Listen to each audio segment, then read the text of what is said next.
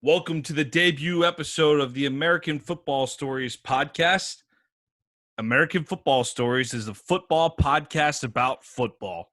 We will cover a broad range of topics from episode to episode, but all will be centered around the greatest sport in the world.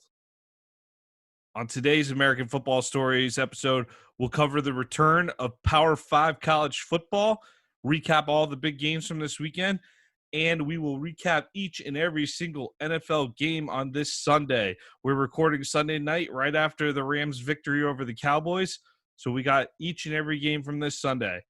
We look forward to working with you going forward, and welcome to American Football Stories. American Football Stories is brought to you by CoachPaint. CoachPaint offers the ability to clearly tell a straight video while increasing retention of information in a shorter amount of time.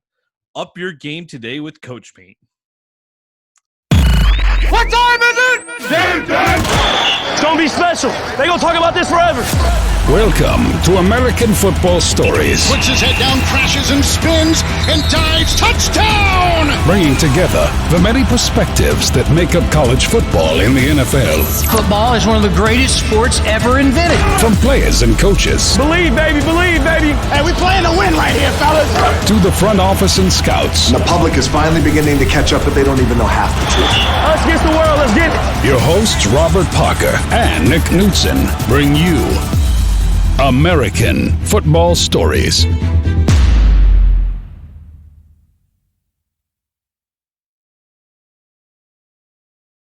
Welcome to American Football Stories, brought to you by CoachPaint. Today is September 13th, 2020. I'm Nick Knudsen, and I'm joined by Robert Parker III. You ready to go, Rob? Ready to go, Nick. Great week of football. Ready to dig in and dive and talk about it. It almost feels like life is normal again.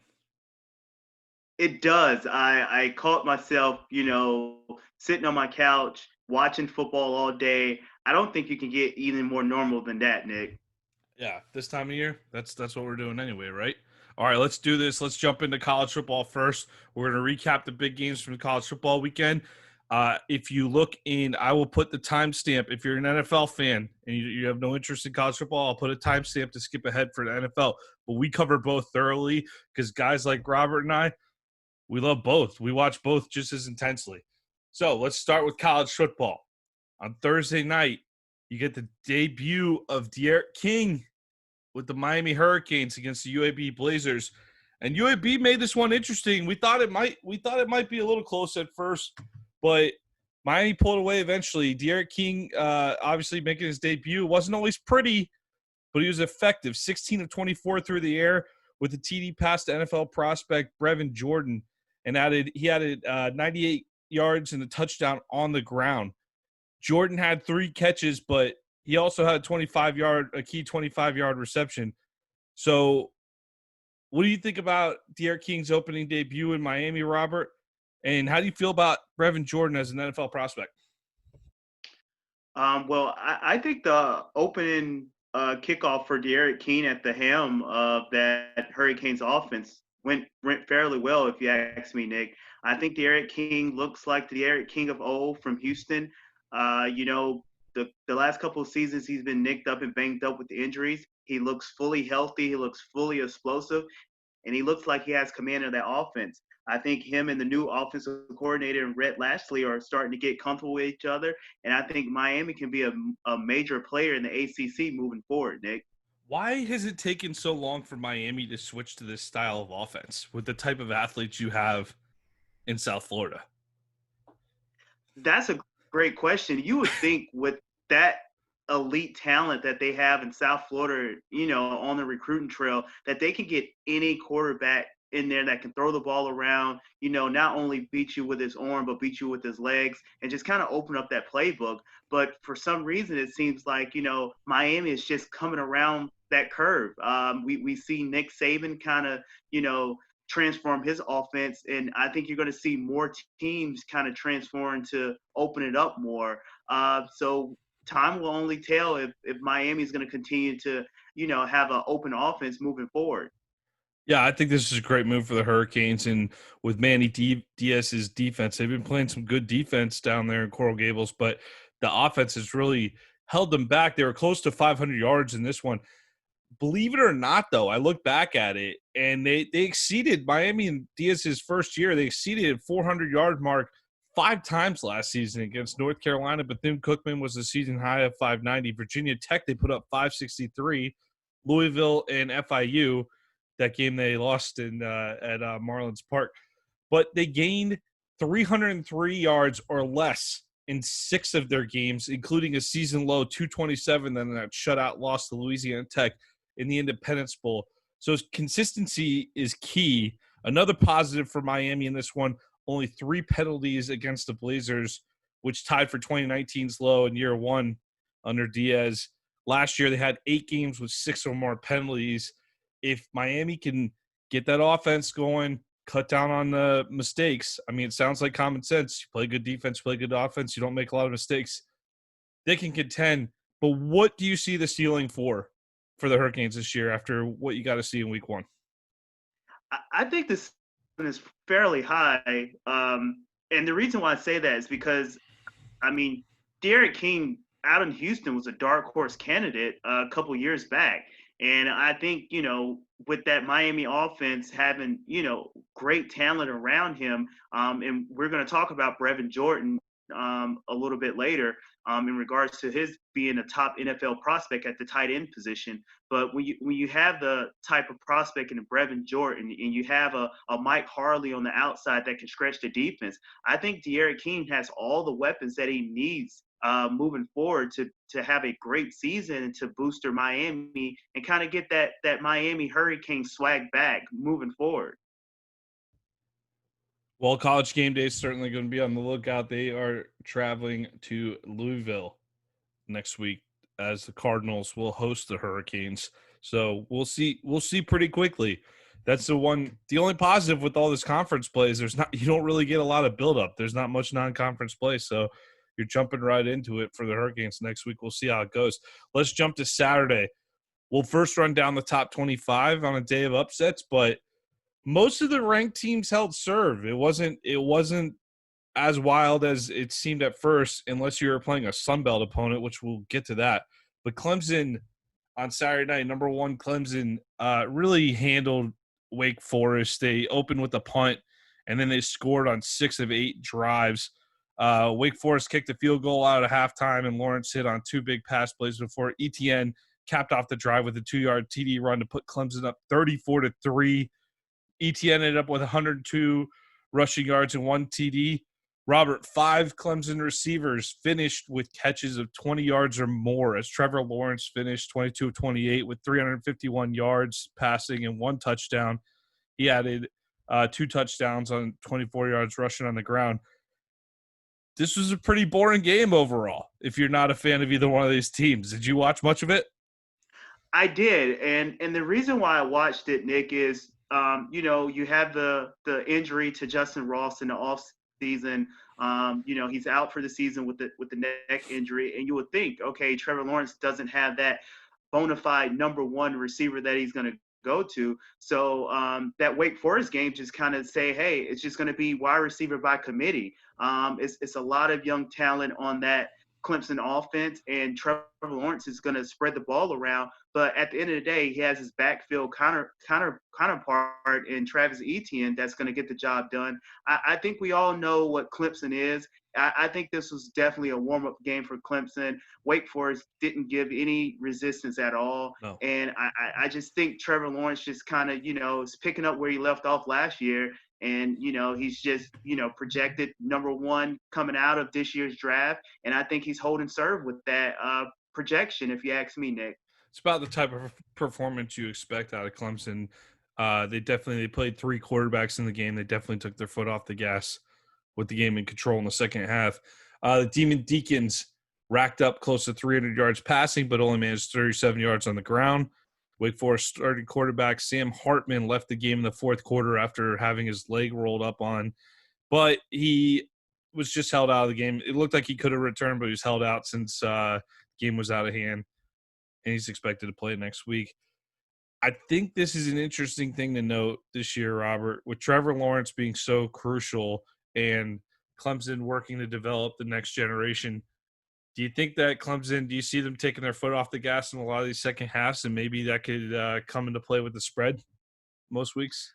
Yes, and the reason why I say that is we talked about this on previous episodes before, Nick, and we talked about just the shortened off-season period. So if you're a Clemson team and you get out the gates real early, whether it's a 21-point margin or a 30-plus point margin, and you want to save your key players, you take your foot off the gas and you kind of play your younger players to kind of get more experience and just keep your guys healthy. So I think you're going to see Dabo doing that more often than not this coming year and upcoming season, especially if Clemson gets out to a big league.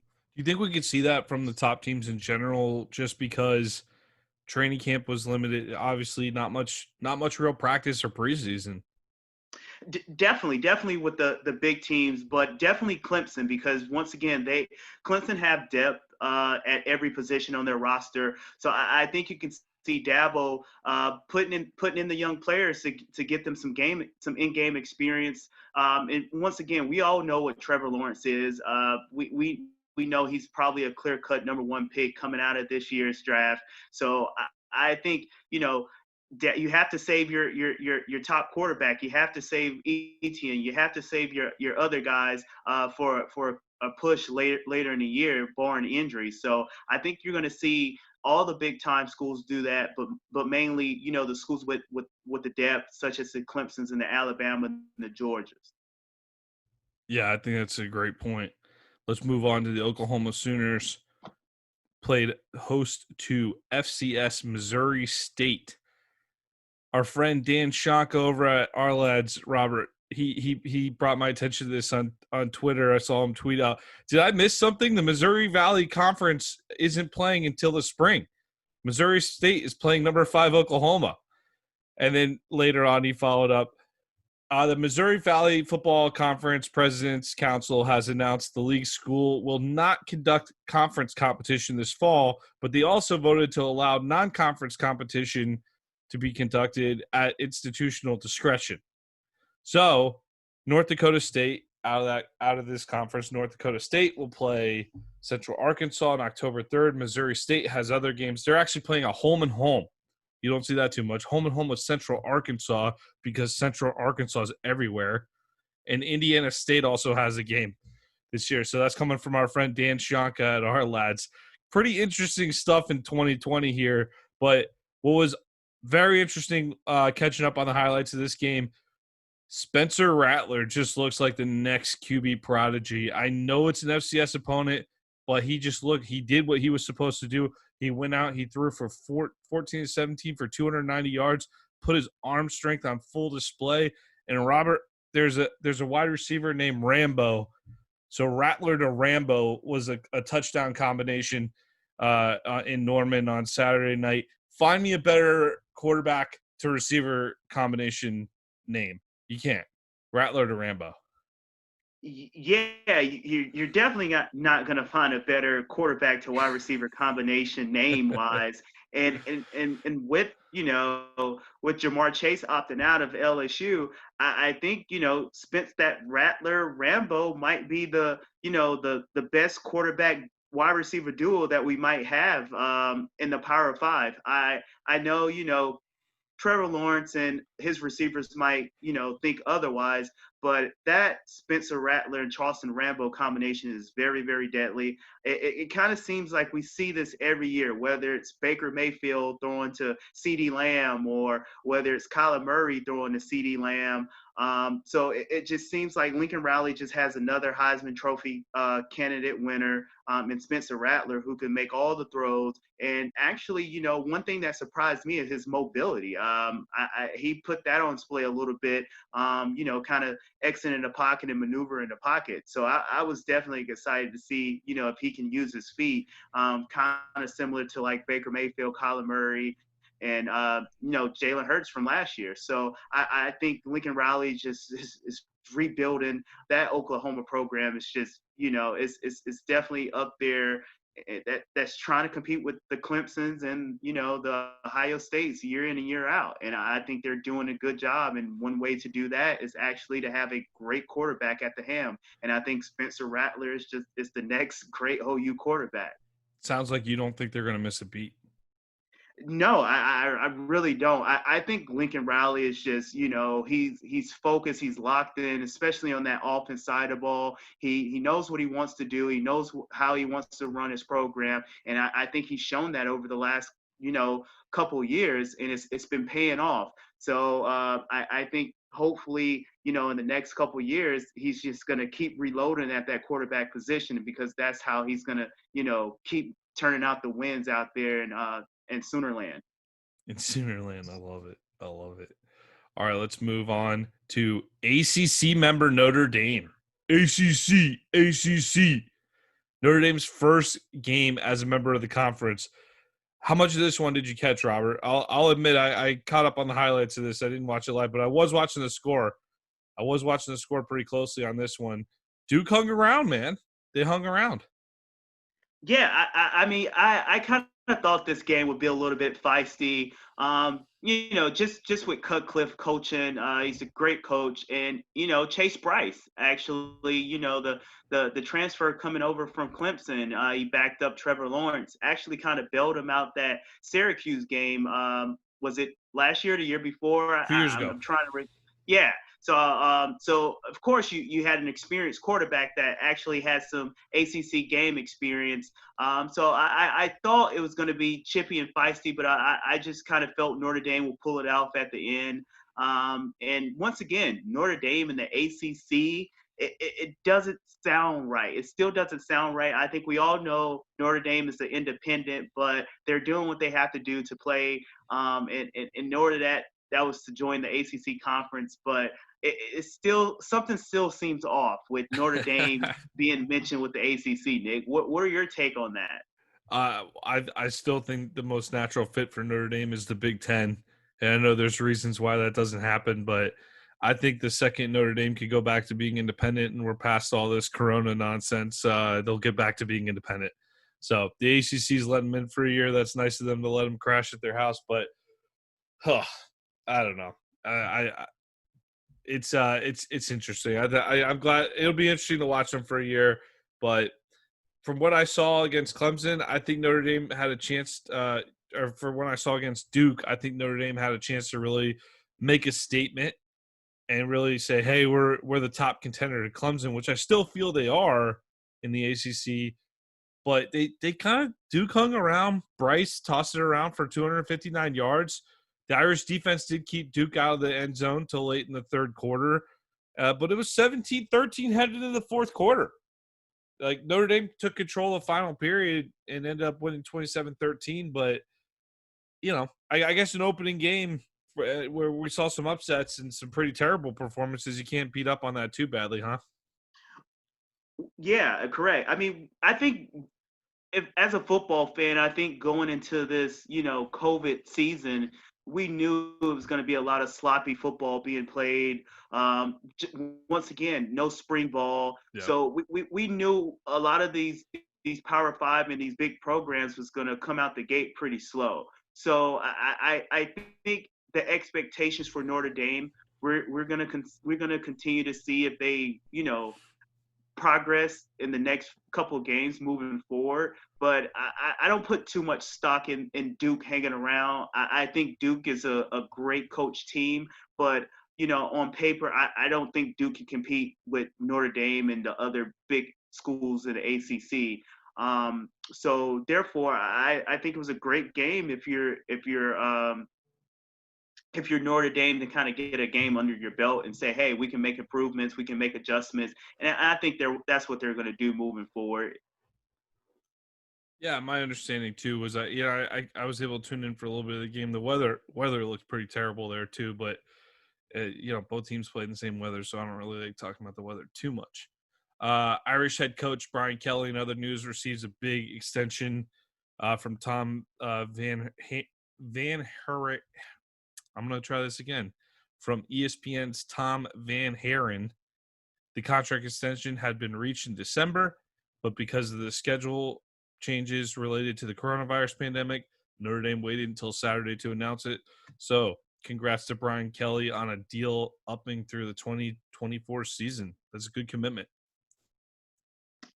Definitely a good commitment. I know the last couple of years has been talks of Brian Kelly being on the hot seat. So I think this is definitely a big commitment to Brian Kelly and the Notre Dame program moving forward, that you're locking up your head coach and you're trusting your head coach to kind of get the job done. And we shall see. So I think, Brian Kelly deserves it. I think they made the national championship. When was that? Maybe You're going back to like 2012 Manti Te'o 2012 Alabama season. Yeah. So I think the wins haven't been there, and the playoffs big games a couple years ago. Playoffs a couple years ago. Yeah. So I think Kelly is actually doing a good job of moving the program forward. Yeah. But once again, I think, the recruiting trail, that's one thing that Notre Dame is lacking on the recruiting trail. And once again, Notre Dame is another one of those schools, kind of like Stanford, the Northwesterners, where it's just like, hey, we want to get these athletes in, but at the end of the day, we're still an academic school. So we can't get all the athletes that we want to get in. So you kind of have to pick and choose. But I think Notre Dame is heading in the right direction. And as long as they can have a solid quarterback at the helm, I think they would do fairly well. And Ian Book, he didn't have the greatest game, but I just think Ian Book he's comfortable with that offense. He's comfortable with the team, and he's a leader. So it helps that Notre Dame program out a lot. Yeah, well, I think that's a reflection of Brian Kelly. I think Brian Kelly's been an excellent fit at Notre Dame, and they've produced a lot of NFL talent, especially along the lines. My understanding, I think I heard a podcast earlier in the year where one of the Notre Dame recruiters was talking. I think it might have been on Daniel Jeremiah's podcast,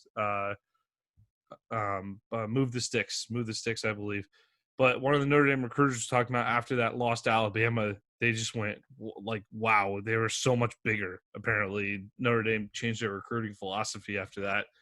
Got some big boys in there, and that's why I think you're seeing a spike in some of these NFL prospects, especially along the lines and the tight ends and everything. It's been pretty consistent coming out under Brian Kelly. So I think Notre Dame's got a nice little niche right now, and really they're just like a top quarterback, top right. I think Book's a nice quarterback, but like I don't think he's a guy who's going to win you a national title. But they get a top quarterback in there, they're going to be right in the national title hunt.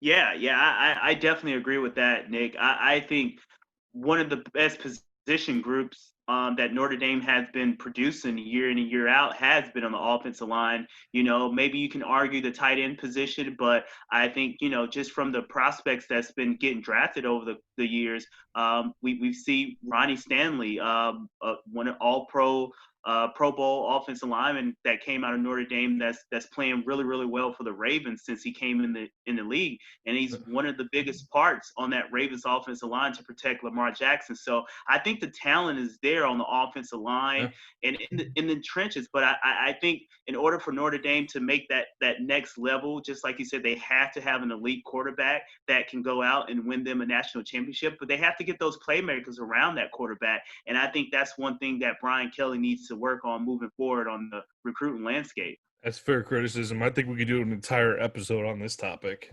So, and we might have to, otherwise we're going to lose all the Notre Dame haters off this episode. So we'll move on. Let's move to Texas, the Longhorns. Robert, 59-3 over UTEP. They did what they're supposed to do in these games. And I mean, I'm saying that because I know I'm going back a couple of years now. And I know last year was different a little bit, but Texas really, they haven't been that consistent program over the last decade where these early games are a guarantee. And it's not that I expected UTEP to really compete in any serious manner, but it's that Texas didn't look ugly. It wasn't like they kind of slopped through and it was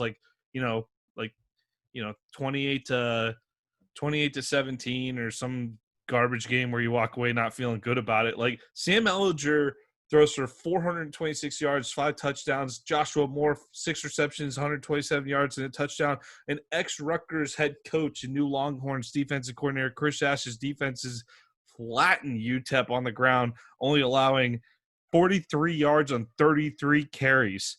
I'm not a math major, but I think that's a pretty good average right there. 233 total yards for the Miners on the night, 59-3 Longhorns.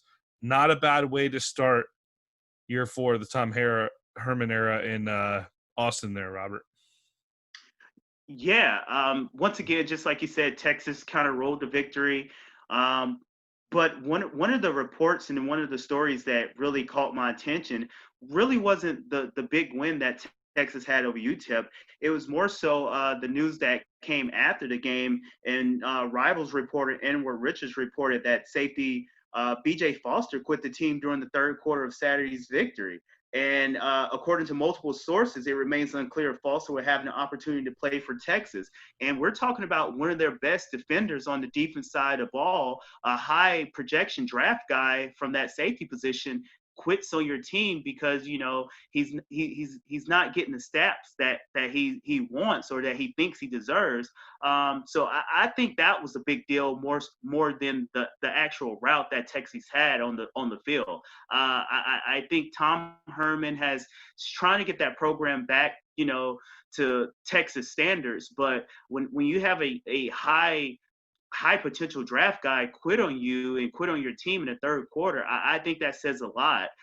So I'm going to be following that report and that story close or coming in the next few days, Nick. What are your thoughts on one of your top players on the defense side of the ball quitting? Like what that's crazy. You're breaking news to me right now. I didn't know this. So there's no details on this right now? Well, the details that came out is that B.J. Foster, he kind of got in his feelings a little bit because he didn't win out in the depth chart. He wasn't a number one starter. He was a backup guy, and he wasn't getting the necessary snaps in the game. So I guess he just says, hey, I don't know if he's opting out or he just said, hey, I'm quitting and I'm going to prepare for the NFL draft. So that story is pretty interesting, and I definitely have to follow in the next couple of days to see how it goes and where does that story turn. But just that report coming out is kind of shocking if you ask me. I think that is a shocking story in a normal year, and it's still listening to it now, it's not something that you go, oh, that makes sense, but we might see some of that this year. When it's acceptable to have guys that opt out and everything. I think I saw a story about some LSU defensive linemen considering about opting in again. I think there's going to be some back and forth. And where I think you're going to see it is not so much – I'm surprised opening weekend on a game like this, you would have thought he would have got plenty of playing time in the second half. Like, why walk away before you're probably about to walk on the field and get some good playing time so you could make a case for yourself? But that only makes too much sense. But why when are we if we see a team start to lose, especially a team with expectations, if they lose 3 or 4 games in a row, we're going to see some guys fall off. And I think you can see that this year. I don't think it's going to be totally uncommon in games where we're kind of moving around games as we go. I think Houston and Baylor just picked up a game last week. It's pretty much like maybe by the end of the season, it's like go down to the YMCA and see who else shows up. Maybe that's where we're going to be. But yeah, I think we had a conversation, earlier last week, Nick, in regards to a report that came out about the Pittsburgh GM saying, hey, I want to, scout players and I want to draft players who I have film on and who's playing rather than, those guys are opting out. Right. And he prefaced that statement by saying, hey, I respect everyone's decision, but in regards to what we're doing in our facilities and what we're doing in our organization, we want to have film and we want to prepare and we want to scout these guys. So just going back to what you say, we might have guys opting in and opting out. So with that coming out, you would think more guys will want to play, especially we see the Big Ten is trying to push forward to have a season. So it seems like we have more players who wants to play than players who want to opt out. But I just think in B.J. Foster situation, it was a little bit different. It's like, hey, I'm a 5-star coming out of high school.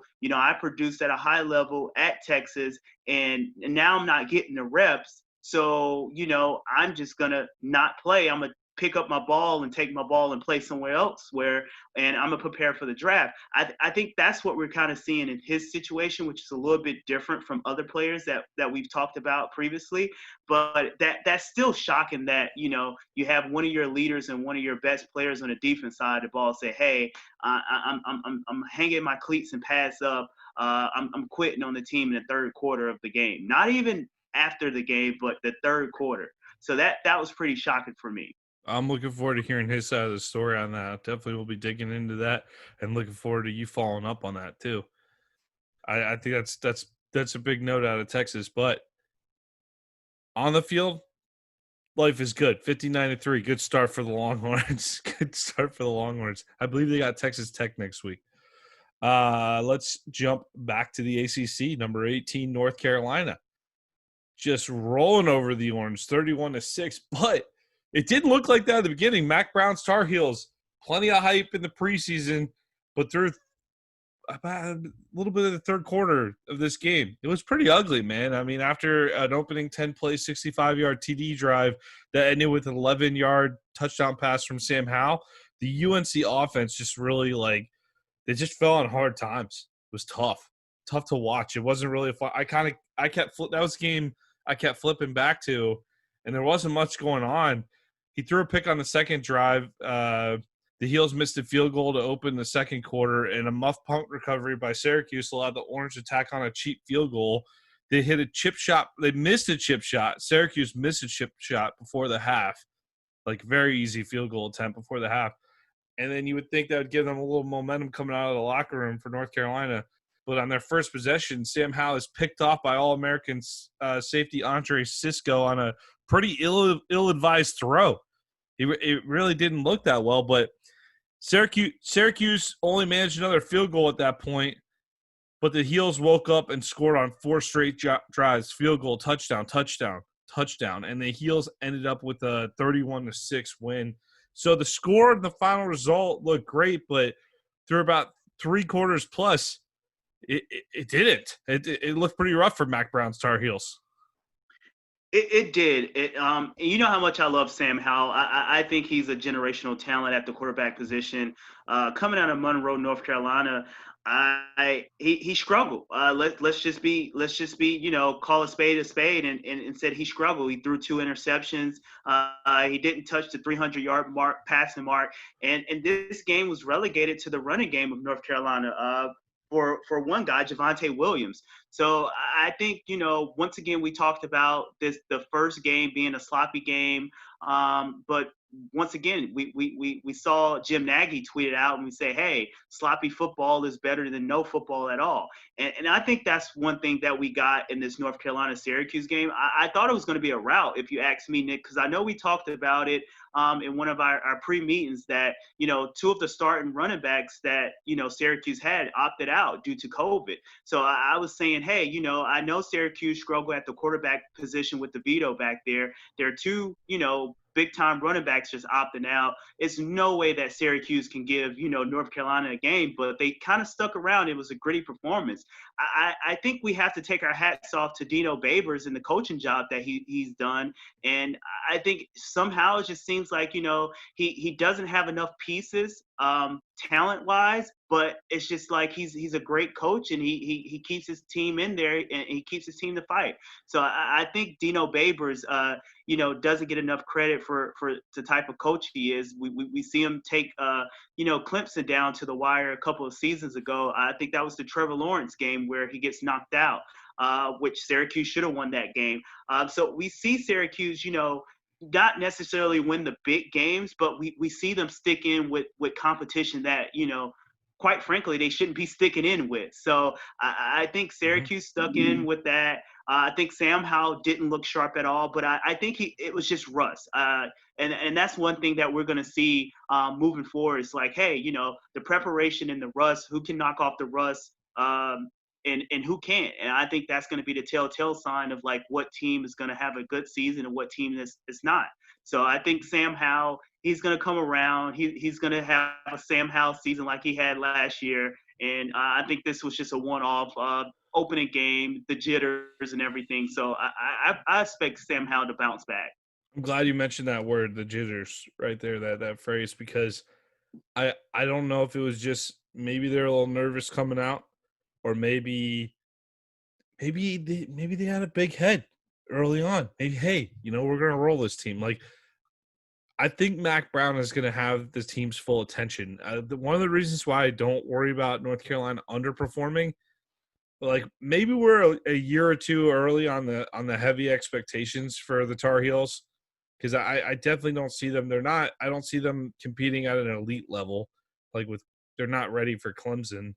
But can they be that next team up, ready to challenge Clemson? I definitely think they could get there, and I think this was the exact type of game.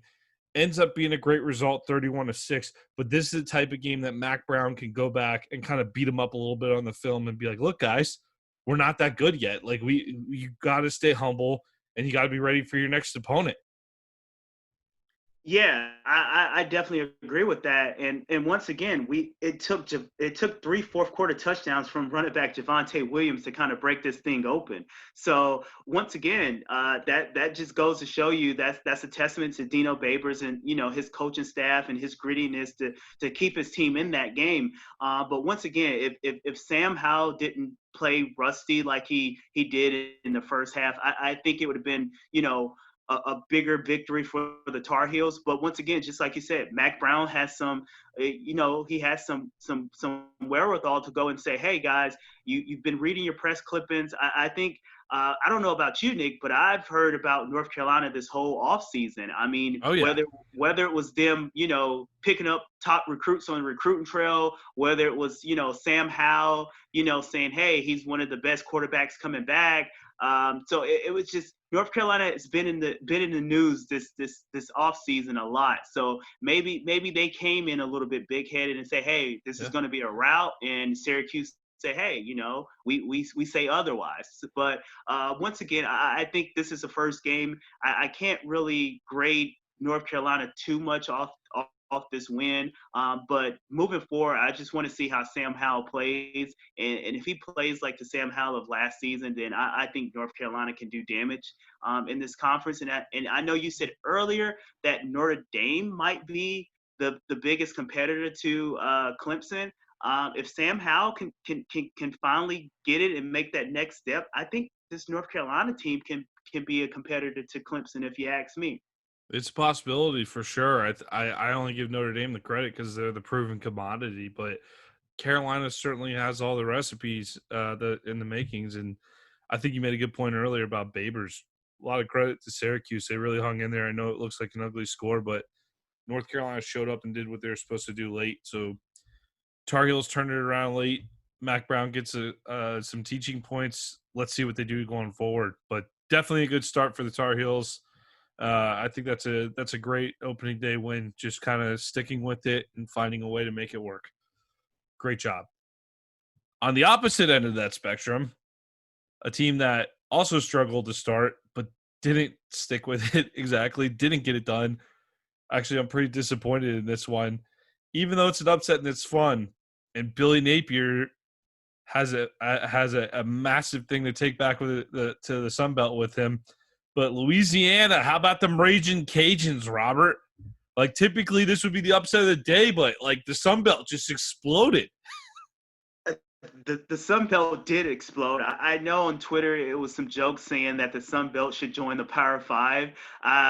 But just like Lee Corso says, hold on, my friend, not so fast. So great week for the Sun Belt Conference. But once again, I think that's just a testament that goes to show you, say, hey, no fans at the stadium. So it's really no crowd noise that can affect these guys and rattle these guys.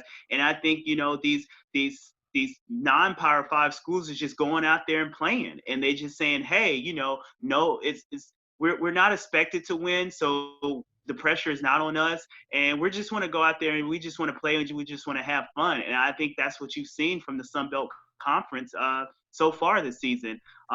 Once again, Iowa State didn't play a great game. We'll walk through that. I'll walk through that with you. Yeah, I was just gonna dive in on Brock Purdy. Yeah, go. Sorry. He's one of the top rated quarterbacks that's coming out. He has a draftable grade on him, and he really didn't play to his standard that we know he could play to. Once again, just preparation, no off-season work, and the weather. I'm pretty sure the weather played a factor in there because the rain was coming down. But I just think the Raging Cajuns was the better team at the end of the day. They played their hearts out. They played with guts, and they got the win at the end of the day. That's the one thing I walked away from that too is I even though it was an upset on paper, they just looked like the better football team in what I watched there. But I mean, we knew that Billy Napier's bunch that they were no pushover. They made it to the Sun Belt Championship game in the last 2 seasons. But I've come to really respect the Iowa State program under Matt Campbell and just expected more. I went last year. I happened to be in New Orleans on vacation over Labor Day last year. And my girlfriend at the time, who's now my wife, and maybe this is what pushed me over the edge to end up marrying her, was she let me check out a Tulane football game on a Thursday night. They were playing FIU, and then Saturday, the Raging Cajuns were playing Mississippi State in the Superdome. So she let me go to both games that weekend. She came with me, obviously, but we did leave early from both games. That was part of the deal. But I at least got to go watch Louisiana play Mississippi State in the Superdome to open the season, and they pushed Mississippi State. Granted, Mississippi State wasn't a great team last year, but SEC team, they played right with them. So I knew this could be an interesting game potentially, and they have pretty good quarterback play from Levi Lewis at Louisiana too. And we'll get to that to a minute, but I want to first walk through this game. Statistically, it was an ugly, ugly game. Well, let's check out the drive charts to open. You open with 1, 2, 3, 4, 5, 6, 7 scoreless possessions. All right. So that's 3 punts and a missed field goal from Louisiana and 3 punts from Iowa State. So these were long drives too. These weren't like some of these were long drives. So there's a fumble recovery at one point too by Iowa State. But Iowa State finally put together a touchdown drive to go up 7-0. But then Louisiana returns the ensuing kickoff for 95 yards for a TD. The teams traded scores heading into the locker room. Iowa State led 14-10 at half. The Cyclones offense didn't score in the second half at all. And quarterback Levi Lewis for the Raging Cajuns hit on a 78-yard touchdown pass late in the third quarter to go up 17-14. And on the following possession, the Raging Cajuns took a punt back 83 yards for a touchdown to go up 24-14. Napier added one in late with 10 seconds left for good measure, and Louisiana pulls off a big upset over an Iowa State team that some saw as a preseason dark horse contender in the Big 12. You scouted both QBs for the game. You already gave us your Brock Purdy thoughts. What did you think of Louisiana's Levi Lewis, Robert? I think he did a tremendous job of just managing the game. I think, 2 big plays that kind of tipped the scale for Louisiana over Iowa State was the kickoff return and punt return that they had. And they had, once again, you mentioned the 78-yard pass. So I think, Louisiana just had more explosive plays than Iowa State, and that was the testament of them getting the win. But he managed the game very, very well. He used his feet to kind of get out of, the pocket and kind of extend plays. He's a little bit on the short side when it comes to, the quarterback position. But once again, I think that's been a narrative that's kind of, been thrown out the window the last couple of years, especially with Kyler Murray going number 1. You had Baker Mayfield who went number 1 as well. So I think the short quarterback, normally that will affect the quarterback at being short. I don't think that's the thing anymore. So Levi Lewis proved that, hey, short quarterbacks can get the win and not only get the win, but get the win against elite competition in Iowa State. But I really think Iowa State and Matt Campbell just dropped the egg. It seemed like that team really didn't have enough energy this weekend to kind of get that win. I think Louisiana just came out with more energy, more guts, more toughness, and took them to the woodshed. You're telling me a double-digit underdog on the road wins by 17? That says a lot. Louisiana Raging Cajuns just came out to play. They were the more physical team on both sides of the ball, and it showed. And they got the win, so it paid off. Well, 2 special teams touchdowns and a 78-yard touchdown pass. That'll help you in a lot of games, I think. So they made big plays at the right times, but it just felt like they were steady. They just handled it. So even though it's an upset, great upset on paper, like watching the game, it felt like, wow, the better team won. Better team Yeah, won. yeah, and I want to go. I know it was talks about the Big 12 being the hero of college football by saving the seasons by saying, "Hey, we're going to play." But after taking some losses to some Sun Belt Conference opponents, I don't know if Big 12 can deem themselves as the heroes, the savior of college football anymore. Oh, we'll get to those too. There's more to come on the Sun Belt front. More to come. But that's the only ranked team that went down. Some quick scores just thrown out there. We're not going to cover these games. Just jumping in. Quick scores: West Virginia 56, Eastern Kentucky 10. Mountaineers roll pretty easily in that. Army, another big win, 37-7 over the Warhawks from Louisiana Monroe. The Roadrunners from UTSA, Texas San Antonio, take out Texas State 51-48 in double OT. Georgia Southern sneaks by the Campbell Camels 27-6. And Jeff Scott, former Clemson offensive coordinator, gets a 27-6 win over the Citadel at USF. All right, Robert, we're going to go to your alma mater. And just to make it clear for everyone, Robert, big Charlotte 49ers guy. So we're going to try to keep him as neutral as possible. But your Niners look pretty good against Appy State.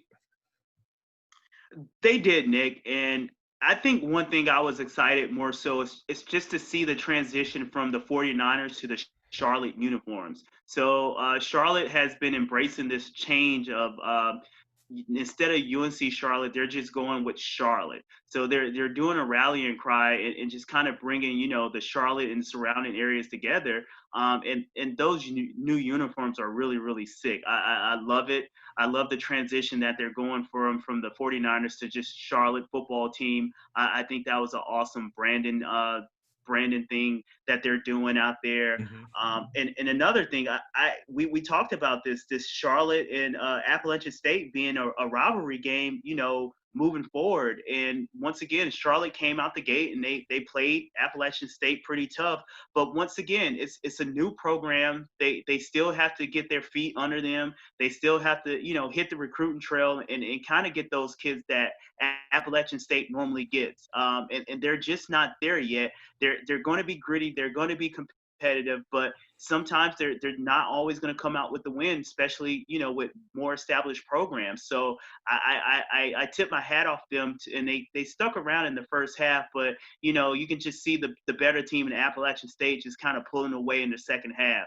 But I definitely tip my hat off to them, and they fought well and they fought hard.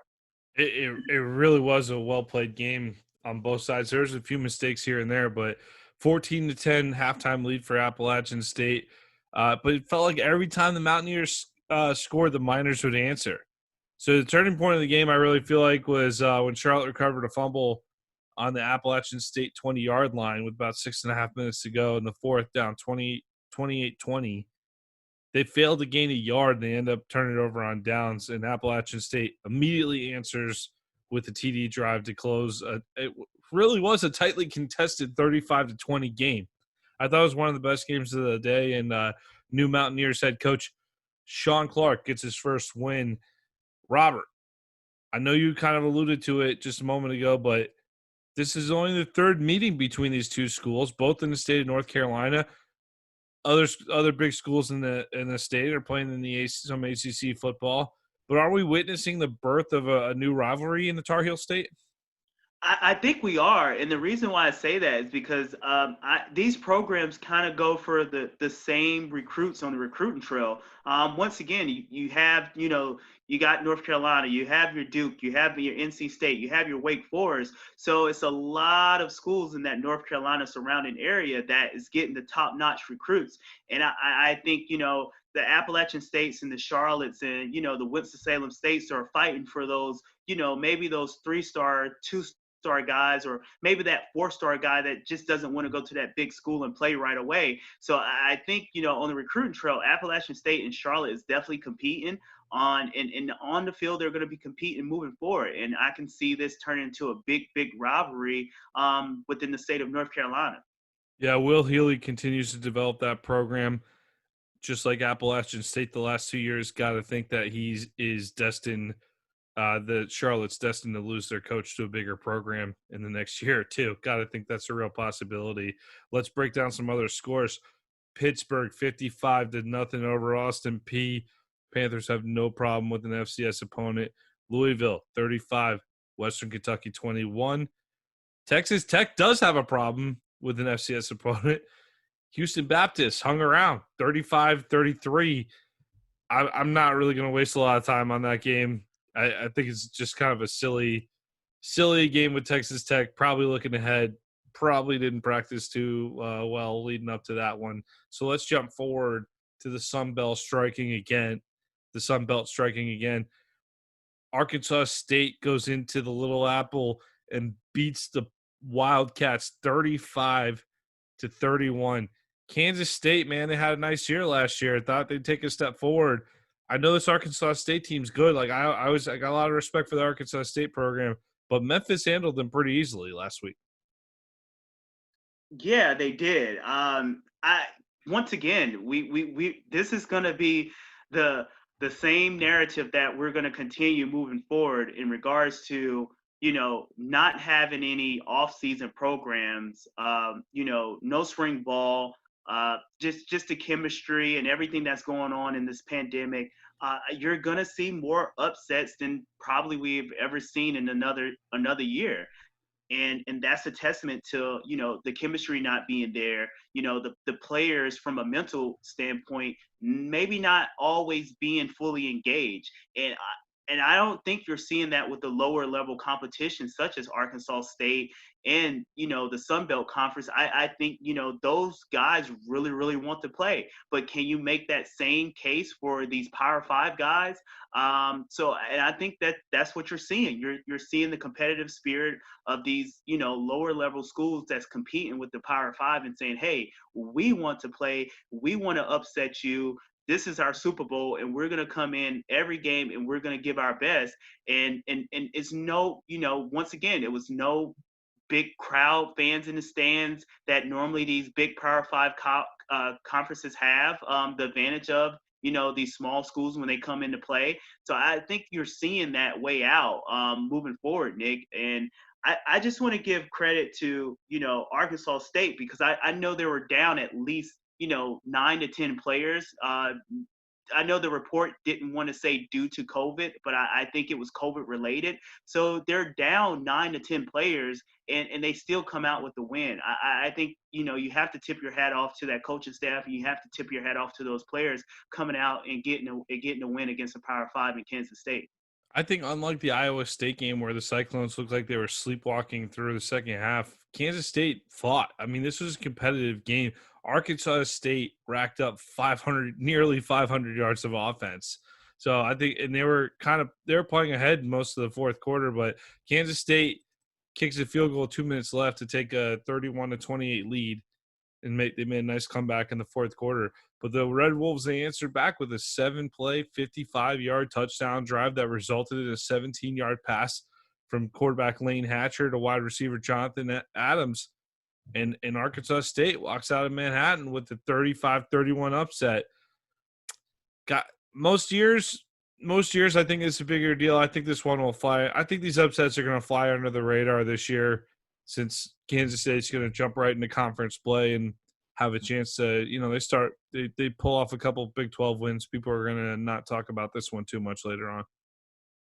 Yeah, I don't know if you watched this game really, really close, but it was some great highlight reel catches in this game. Mm-hmm. I mean, it was the Odell Beckham-esque catch in the end zone for Arkansas State. And actually a receiver from Kansas State actually hauled in a great one-handed catch. So it was just highlight reel catches all over the place during this game. And it was one of more of the competitive games of the week, if you ask me. Yeah, it absolutely was. It really went down to the wire, and great. I mean, even the last touchdown catch, that was definitely a highlight reel catch, sneaking it in between a couple defenders there. Great win by Arkansas State. The Sun Belt strikes again. Put some respect on the Sun Belt's name. We have more Sun Belt action coming for you too. Yeah, and just before we move on, Nick, I just how great of a win is this for Blake Anderson? We his wife passed away and his father passed away. And a season ago we had the breast cancer awareness at when they played Georgia, and just to get a win against a Power 5, how good does that feel? It's got to be sweet, man. That's got to be sweet. I think that Arkansas State, they're one of those teams. They'll occasionally play a Power 5 pretty tough. And, I mean, you even saw they fought against Memphis, but Memphis still has a lot of talent on that football team, so they just fell a little short. But Kansas State, they got to be kicking themselves a little bit on this one. Got to take care of business. You got to lead with 2 minutes left against a Sun Belt team. You got to play a little defense, but you're giving up almost 500 yards of defense on that. You're not going to win a lot of games doing that. So good on Arkansas State. Good for Blake Anderson. Let's move on to the ACC. This was the best game of the day. Not the prettiest, but in my opinion, best game of the day. There's some fun. There's some good candidates for that. But in terms of Power 5, this I put up there for the best game of the day. Georgia Tech quarterback Jeff Sims, a Willie Taggart commit, ends up getting spurned by Mike Norvell when he's hired in Tallahassee, goes to play for Jeff Collins at Georgia Tech, opens his season in Tallahassee due to COVID, and he just accounts for 341 total yards and a touchdown in his opener as a true freshman, as a starter. That's not bad. Definitely not bad at all. Yeah, so the Jackets, they started quick. They pieced together a drive in the FSU territory, but Asante Samuel Jr. picked off the true freshman out of Jacksonville, Sandalwood. Florida State then went on a beautifully scripted drive. James Blackman looked really confident, really good. He hit a nice 27-yard pass to Cameron McDonald to set up a 30-yard touchdown pass to Keyshawn Helton. And, I had thought for a moment, whoa, like this is a lot different than the Seminoles we watched under Taggart. But then, Robert, the same old Seminoles showed up.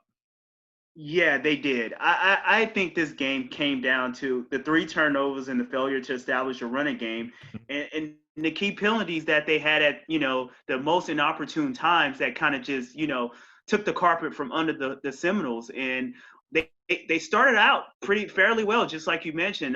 They started out the gate. They were up 10-0, and everything else just kind of caved in. I think we saw Mike Norvell, kind of have a shaky offseason, especially, with his players in regards to the whole COVID protocol and test and everything. One of your best players, Marvin Wilson, was very vocal about that. And another one of your guys, your star receiver in Cameron Terry was also vocal. So you saw that locker room and that coaching staff kind of butt heads during this offseason. And once again, I think, Georgia Tech, once again, came in being physical and gritty, and they came out with the win. And I think Florida State just kind of gave this game away, especially with the 3 turnovers and no running game. No Cam Akers in the backfield, which was definitely a miss. Once again, when Cam Akers was there, one of the big conversations that, okay, everything that Cam did was Cam's doing, because the offensive line was just horrible. But now it's no Cam Akers in the backfield, and the offensive line is still not the best offensive line. So you're definitely going to see that running game struggle under Mike Norvell, unless they can get someone back there in the backfield that can make plays. But once again, I think this game was more so Georgia Tech winning it than Florida State losing it, even with the 3 turnovers. I just think Florida State has a lot to do going forward to kind of get back to that elite level. They have a lot of work to do, especially along the offensive line. And just for full disclosure, I'm a University of Florida graduate. Robert's also a big Gators fan, but got a lot of respect for the Florida State football program. I hold them to a high you got to hold them to a high standard. I mean, Florida State expects to be competing for national titles. Granted, you're very far off of that, but Jeff Collins inherited a huge rebuild at Georgia Tech, not due to lack of talent, but due to a complete shift in philosophy and really kind of bringing Georgia Tech up to 21st century standards of football on the offensive side. I love the triple option, and I love Paul Johnson. That's not a knock on him. It's just that's a tough change to make in a couple of years. And they certainly had a lot of success under Paul Johnson in the ACC, so that's definitely not a knock on Paul Johnson. But Jeff Collins, tough job to inherit at Georgia Tech. Really like his energy. I like what he's building. Get some of these guys. You get a guy that's supposed to go play quarterback at Florida State, comes to Georgia Tech. I know he's picked off a couple other recruits that showed up in that game. I think this Georgia Tech team is going to be young and scrappy, but they shouldn't be going in to Florida State and beating you. And I don't care about the home field thing. I understand there's lack of fans in the stands. There's only like 20,000 fans. It's not normal. But Florida State, for all their struggle on the O-line, they still have a good defense. Their defense is pretty solid. A lot of pro prospects on that defense still, Robert. Yes, a lot of prospects on that defense. Once again, we mentioned Marvin Williams earlier, Asante Samuel Jr. We mentioned him, and I know they had a big key loss in the secondary with their top safety being out for the season with a torn ACL. But once again, they're Florida State. Like the talent that's in that area of the country, they shouldn't have to struggle with Georgia Tech. Yeah. And just going back on what you said earlier, we have Jeff Sims, a true freshman who's out and played a Blackman who seems like he's been at Florida State forever. Yeah. So normally that's not necessarily the case. Normally the savvy veteran normally wins out. But once again, that's indicative of the Florida State program that we were looking at, where Florida State is getting beat by a true freshman quarterback. Hard to be a savvy veteran when you're running for your life most of the day. It's hard to even know what to put on James Blackman and what not to put on him, what to give him a break on. So it's really tough to analyze him in general because he's constantly running for his life. I felt like Georgia Tech had nice pressure on him. That's obviously Jeff Collins' specialty. So that's what both you and I like the under in that game. That obviously hit. It wasn't even close. It was at 50, and I think we got all the way up to 29 in this one. But Georgia Tech, also keep in mind FSU blocked a couple of key kicks, blocked a few kicks there, and like we said, like when you got a first-round talent like Marvin Wilson on the defensive front, a couple other really key players that are also going to play in the NFL one day, you got to think that defense will keep the Noles in it. And I know they got Miami coming up in a couple of weeks. It'll be really interesting to see how they bounce back mentally in this one. But I want to conclude by noting a nice troll job by the Elite 11 on Twitter. It says it's got Jeff Sims, who was an Elite 11 quarterback. First start, check. 341 total yards in a TD, thumbs up. Beating the coach who didn't want you, and it's got the cool emoji, the smiley face with the shades. Not bad stuff, Elite 11. Yeah, I think that was a priceless troll job.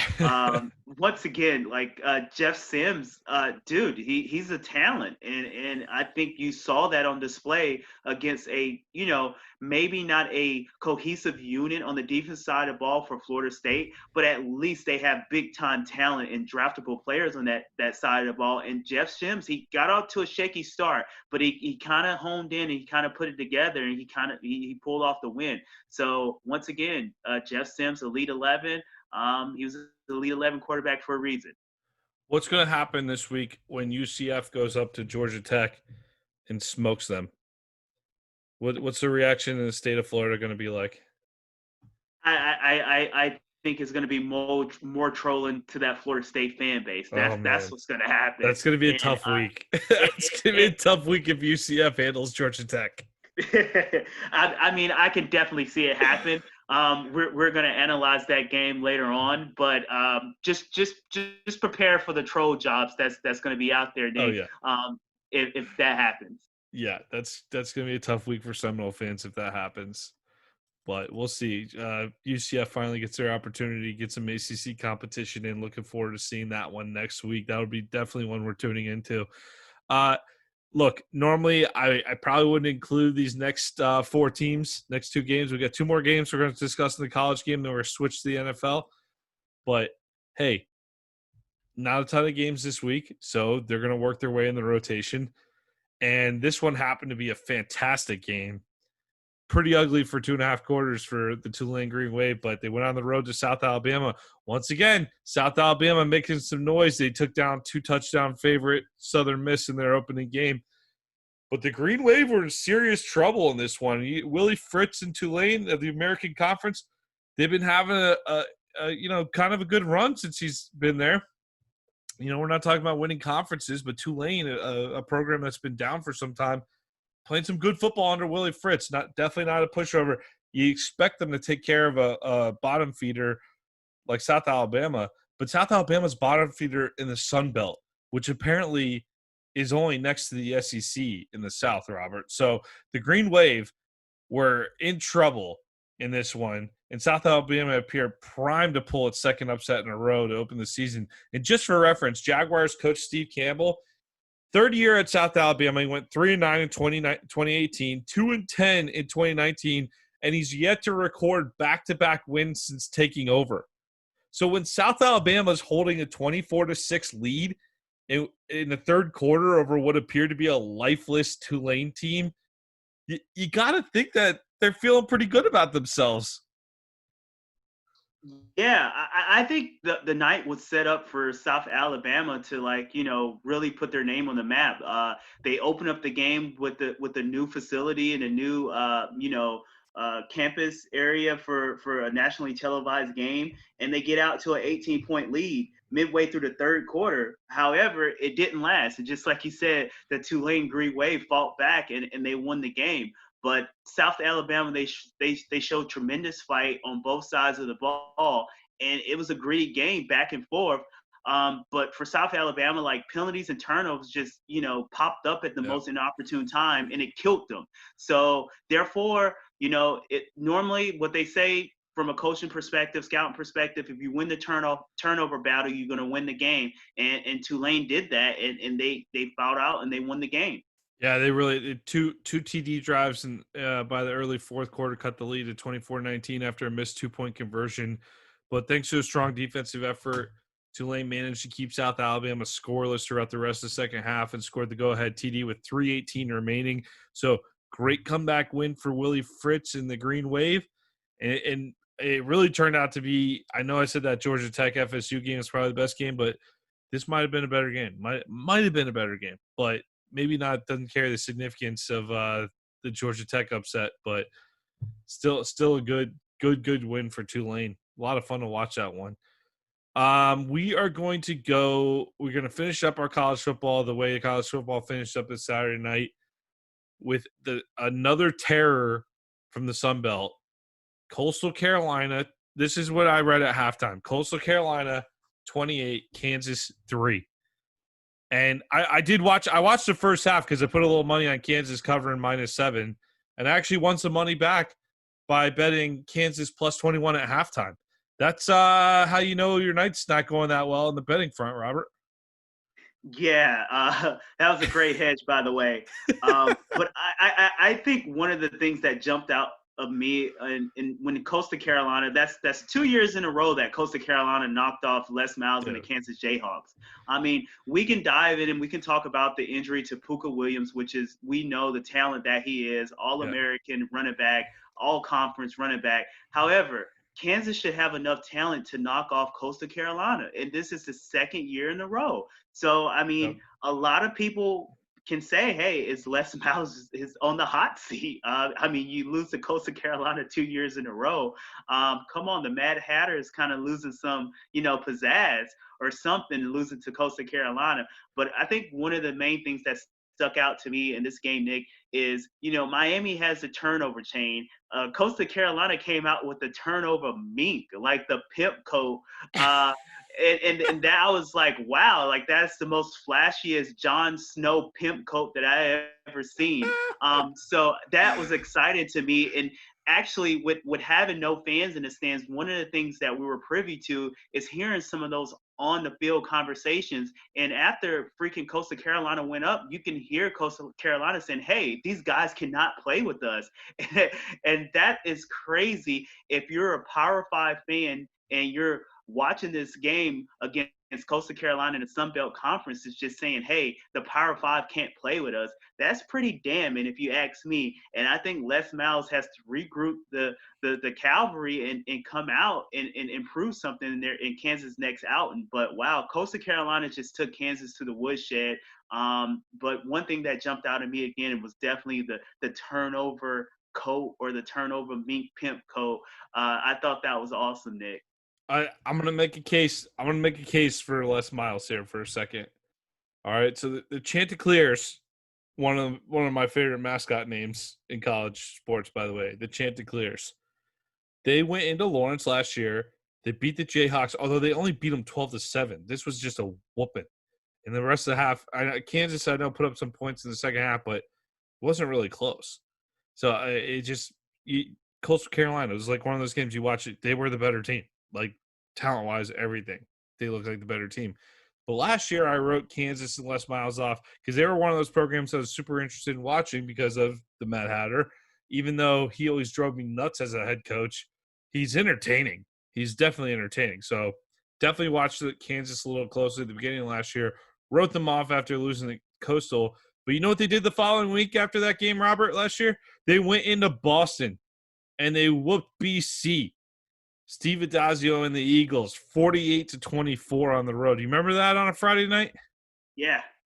That was a big win. I mean, and then when you look back at their season, they only won one game in conference play. So that's what we're doing right now. We're hopping right into conference play. They only won one game last year in conference play, but they were kind of scrappy in a couple games. So, like, on the surface, like, 2020 is setting up, it's looking like a long year after this loss. That's, like, atrocious loss at home to Coastal Carolina. But Les Miles' teams, I think he's inconsistent. They have inconsistencies, right? They don't stay down forever. Like, how much faith, like, did this game really knock your faith in the Les Miles experiment at Kansas? Because I really thought he could turn it around to a point where we're talking about, like, you know, bowl games pretty much every year. Like, I thought if he were there for like 5 to 10 years, he could build Kansas into a bowl team on a regular basis. Are you seeing that still, or is that just evaporating before your eyes? Like, basically, I'm asking, is this a case of early sloppiness, or is Kansas this bad? I mean, wow. That's a tough one. I'm kind of torn because, I mean, I think one of the knocks on Les Miles. Give us both sides of it, because I don't think there is one set answer. Yeah, you're right. So I like just talking about Les Miles. I think one of the knocks going back on Les Miles as a coach is that, hey, he's not necessarily the best X's and O coach out there. But one thing that Les Miles does that other coaches don't necessarily do is give the players energy and give that motivation that the players can go out there and run through a wall and play for you. Mm-hmm. And I just haven't seen that while at the experiment that he's doing with Kansas. I haven't seen that. And to lose to Coastal Carolina, who's in the Sun Belt Conference 2 years in a row, it just seems like, hey, like, if you can't get up to face Coastal Carolina, how are you going to get up to face, you know, the Oklahomas, the Oklahoma States of the world? So I think what Les Miles is doing, he's moving the program in the right direction because he's definitely getting some big time recruits out there. Better talent, yeah. He has to put it all together, and I know it's not LSU. I know he's not getting the same talent that he was getting at LSU, or hell, he's not even getting the same talent that he was getting at back in the day. So I just think, this experiment, it seems like it's evaporating for our eyes, in front of our eyes. But I'm willing to give Les Miles a little bit more time to kind of say, hey, I can turn this around. I can at least make us in a respectful bowl team, and we won't lose to, FCS schools moving forward. I'm going to steal one from Tim Riggins on Friday Night Lights. Says saying Texas forever, the Sun Belt should start saying Sun Belt forever. Sun Belt forever, man. Sun Belt forever. I mean, What of a hell of a week for that conference.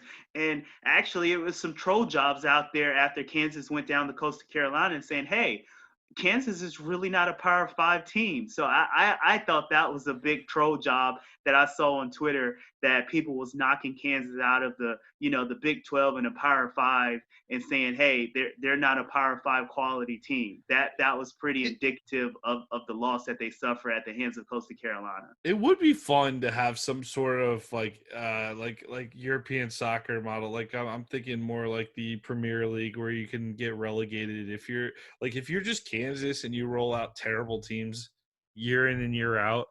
Like, go play in the Sun Belt for a year or two. Go play in the MAC. Like some of these top teams. Like, would you rather see Kansas or UCF play in the Big 12? Like, I mean, that's definitely a easy question. UCF. Yeah. I know, it's an easy question. I'm saying, like, that would be fun if some type of model like that got incorporated in college football. But Kansas happens to have a fantastic basketball program, and that's never going to happen. So we could just stop talking about that anyway. So we've talked a lot of college football. We covered a pretty meh week pretty thoroughly. So hopefully you got something out of this, ladies and gentlemen. But, Robert, you got any final thoughts on Power 5 football this week? Your first week of Power 5 football. I mean, once again, that the Jon Snow pimp coat that they pulled out after a turnover, I thought that was the highlight of the week for me. I thought that was entertaining. I loved it. My brother's a big Hurricane fan, and I know that the Hurricanes have a 4.0 or a 5.0 turnover chain that they're releasing this year. But, unfortunately, they didn't have any turnovers, so they didn't bring it out. So that Jon Snow pimp coat was definitely the best Best moment of the week.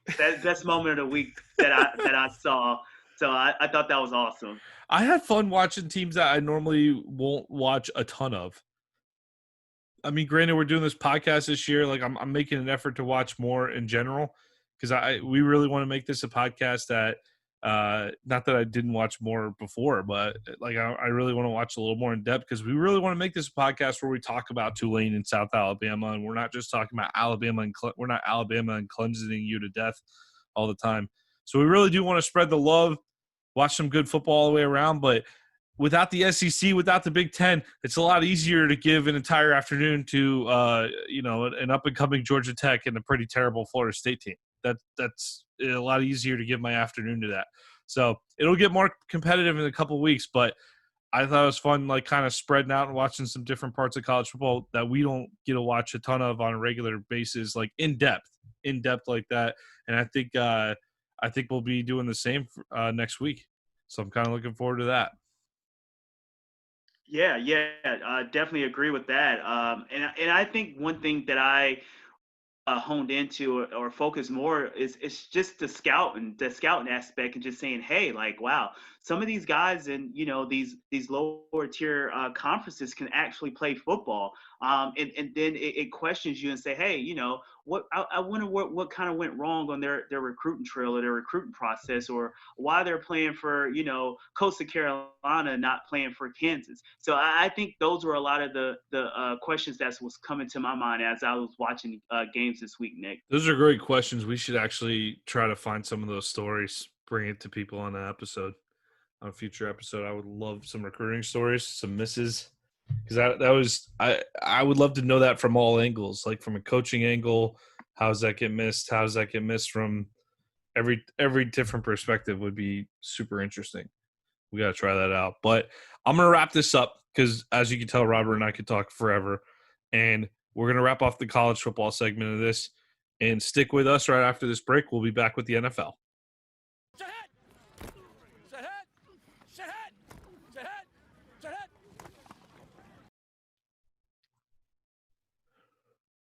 Well, that's a wrap up on our college football section. We'll start our NFL section of the podcast. And before we do, I'd like to remind you that American Football Stories is brought to you by CoachMate. CoachMate offers the ability to clearly tell a straight video while increasing retention of information in a shorter amount of time. Up your game today with CoachMate. Robert, NFL football week 1. One of the things before we dive into the games that we talked about, surprisingly, like it just didn't feel, out of all the major sports, baseball, basketball, football, hockey, it really felt semi-normal watching the game, even though, I mean, I know some, like Kansas City, Jacksonville, some stadiums had crowds, but it didn't feel like you were watching some scrimmage or the NBA's playing in what appears like it looks like a high school gym type situation almost. Like, it looked like a real football. It felt real. It felt like a normal football game. Yeah, it really did. I think the crowd noise that they were pumping out in the stadium, I love and that. just the the cameraman not really panning out or zooming into the crowd, which would they normally would do, and just more focusing on the field. I think that was a perfect recipe to kind of make the game feel as normal as possible. And honestly, it just like you said, everything seemed normal. I was definitely excited for football to come back this week. I think having football back in my life kind of made my life feel a little bit normal as well. Yeah. So I pretty much just like we had a conversation earlier, dude. My couch probably wants me to get up now because I was on the couch all week watching football and I enjoyed it. So I tell you that much. I liked how the pro announcers put less attention on, the horrendousness that is 2020. Like, whereas I felt like in college, like every game I watched, where they kept using that phrase in a season like this, and it's like the things I can't stand right now. I don't like the phrase "now more than ever" because that's just way overused right now. And then in our new normal today, like I'm like, I don't like that marketing is like taking coronavirus into, like, I just look at this as such a temporary thing that I'm ready just to put it in the back of my brain and move forward with my life. But like, I know it's here. I know we're still dealing with it, but it's like, there's just some phrases you hear over and over. And like, I kept hearing the college football announcers talk about in a season like this. And like, you didn't hear that in the NFL. I thought that was interesting that they didn't bring that up as much. They talked about more guys on the practice squad. They certainly addressed that there was no preseason, but they didn't like dwell. I felt like they dwelled less on it. Well, you're right about that, but I tell you, what group of people didn't focus on the normalcy more, and that was definitely the fans, and we're going to talk about that, and definitely the troll jobs that was happening, with the Cleveland Browns and Baker Mayfield. So we're going to talk about that a little bit later, Nick. But All right, looking forward to hearing that. yeah, I just think just like you said, like in this particular year. I think one thing that the NFL did more so than any other, major organization or company out there is that they said, hey, we're going to push forward no matter what. And I think when they decided to say, hey, we're going to have a football season, whether it's going to be fans in the stands or whether it's not going to be fans in the stands, we're going to make it work. And, after week one, they made it work, and everything seemed fine and everything seemed normal. And I'm definitely excited. And I got to watch a lot of football this week, and hopefully we continue to watch football weeks in and weeks out, and everything gets a little back, the same way. But everything seemed normal to me. I don't know about you, Nick, but Yeah. on my end, everything just seemed normal. It did, and it just felt like there was an effort to kind of make it feel normal, though, too. That's, I guess, what I'm commenting on, whereas I feel like college kept pointing out, like, oh, isn't it weird that, hey, look, where's the band? They kept pointing out all the things that were off. We're like, we get it. I get it. We know. We've been here, too. We're very aware of how it looks right now. But I do like that. I thought they did a good job. I heard at one point that the sound noise they used on the TV for the crowd noise was directly correlated. Like, if you were in Kansas City and it's third down in the third quarter, like, they had that same sound clip from a different game, the same situation that they were using to kind of make it sound realistic. Here's how a crowd sounds on fourth down. Here's how a crowd sounds when your team scores a touchdown. And I thought that watching it on TV, it was flawless. I thought they did a really good job on that. So good for the NFL for kind of making it feel semi-normal. I give them a lot of credit. I know the NFL catches a lot of garbage, but I give them a lot of credit on that. So, Robert, let's start in Kansas City with the Super Bowl champs. The defending Super Bowl champs opened up with the type of performance you'd expect. I mean, just lots of offense. But the Texans struck first, 19-yard touchdown by newly acquired running back David Johnson to go up early 7-0. But unlike the playoffs, KC didn't spot the Texans a bigger lead. and they struck back immediately with an 11-play, 75-yard drive. They took a 17-7 lead in a half and ran it up to 24-7 when rookie running back out of LSU, Clyde Edwards-Helaire, ran it in from 27 yards out. It's always fun for me when a guy that you watch in college go to the pros, get drafted, when he meshes exactly how you would predict. Like, how great did he look? Did Clyde Edwards-Helaire look in that Kansas City offense? I mean, he looked awesome in that offense. I don't think we could have drew it up any better if you ask me. I mean, we've had conversations about, the type of player that Clyde Edwards-Helaire is and the type of player that will fit that Andy Reid system. And I think he fitted that system to a T. A running back out the backfield, that can catch out the backfield, a running back that can run between the tackles, but strong enough to, to show that contact balance and that vision. I think he fits perfect in that Kansas City offense.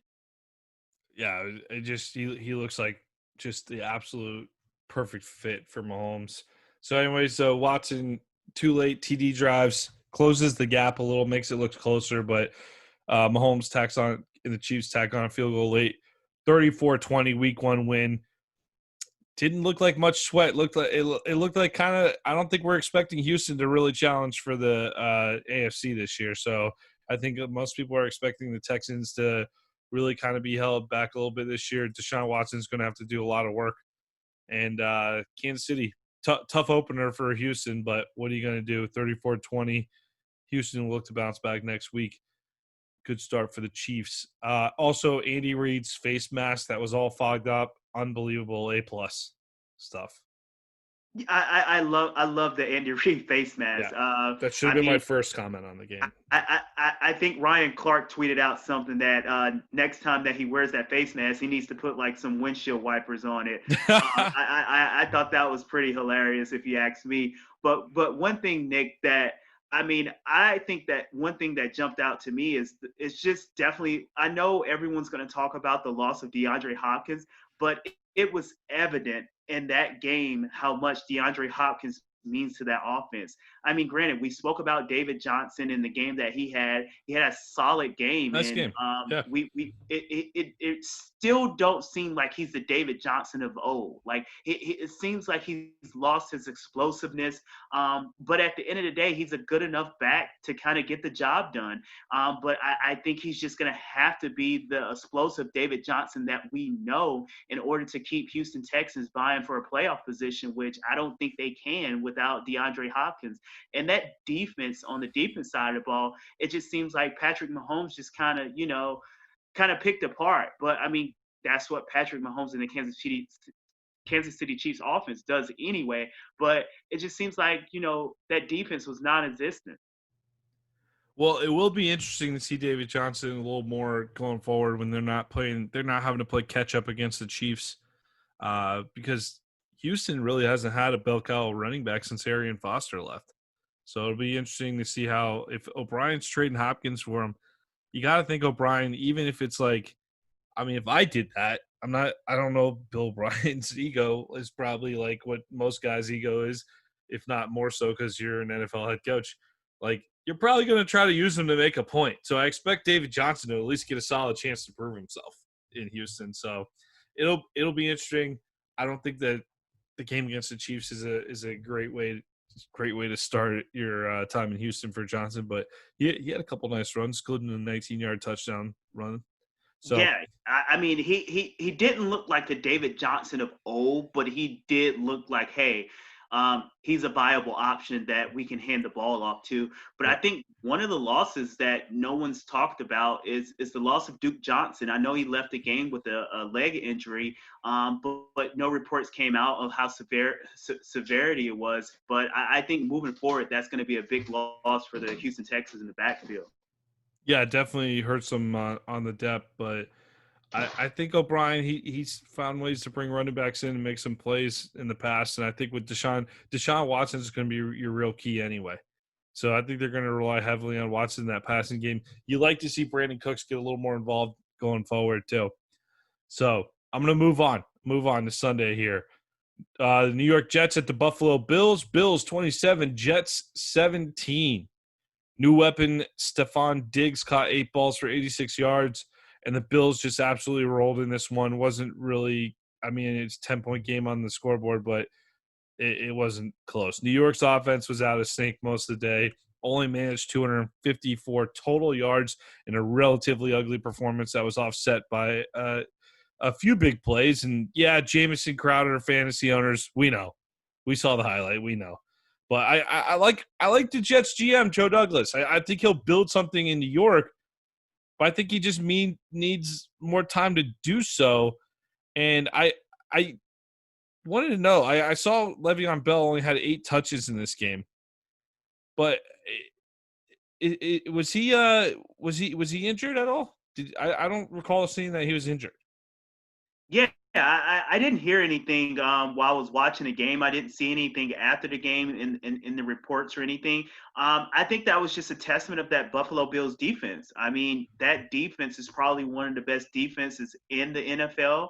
And, I think Le'Veon Bell we had a conversation before about Adam Gase kind of holding Le'Veon Bell back in practice because, the injuries that the Jets have within their organization on the offense side of the ball. So I think you can see Adam Gase kind of holding Le'Veon Bell back a little bit.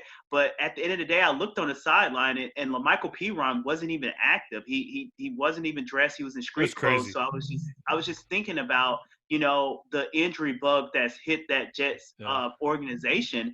And I think, Adam Gase is just saying, hey, the game not necessarily was out of hand on the scoreboard, but if you watch that game was, the Jets. It wasn't close. It wasn't close. No. Josh Allen just kind of, did what Josh Allen do, just run all over the field. And that backfield with Zach Moss and Singletary, it looked really, really strong. Ooh, what a combo. I like that combo. But let me ask you, let's go back to the quarterback position. Coming into the draft, I was very much in the Sam Darnold camp as a prospect. I thought Josh Allen was going to be an absolute bust, but is he the better pro, or has Buffalo just done a better job of surrounding him with talent?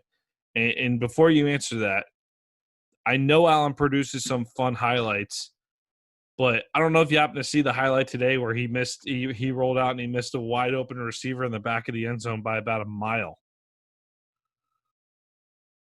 Yeah, with Josh Allen, I think one of the main things is that him throwing the ball from the pocket doesn't look pretty. We know he has the big arm. He wants to set up the competition between him and Patrick Mahomes to see who has the bigger arm. But one thing that people don't talk about Patrick Mahomes is that, yes, he has a cannon for an arm, but he's fairly accurate. Unlike Josh Allen, who's not accurate at all.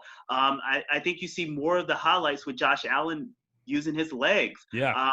But once again, it seemed like he built a great chemistry with Stephon Diggs. At least like Diggs is the number one receiver and he's the go-to guy. But once again, in order for Buffalo Bills to make that next transition to be an elite team, Josh Allen has to hit wide open receivers. He can't miss those plays and get them back. I know that defense is strong, but at the end of the day, you kind of want to have a big lead and let your defense kind of peel back and just, run ramshack over the offense. Do you think that there is more of a need? Like, I love watching Josh Allen run, by the way. I think he's an amazing runner. I mean, he's so big. You would not want to tackle that coming at you. But I look at it and I go, is there a need for him to play this way anymore? And I say that because I think the Buffalo Bills have done a great job of assembling talent around the guy. Like, you don't need to go head first into a pile. Like, I saw today he got his legs taken out from him. He kind of dove forward and he fumbled. And it's like, why are you running like that, Josh Allen? Like, why is the offensive coordinator calling that to put you in that position in general? Like, there's so many good weapons on this offense now. Like, you saw John Brown score today, eight catches for Stephon Diggs, 2 great running backs we just talked about. Like, this is not the Buffalo Bills 3 years ago. They got a lot more talent on the offensive side of the ball. I'd like to see his game evolve a little more this year so he stays healthy. Yeah, I think when it comes to Josh Allen and him running the ball, I think that's the main thing that you worry about, him holding up and remaining healthy.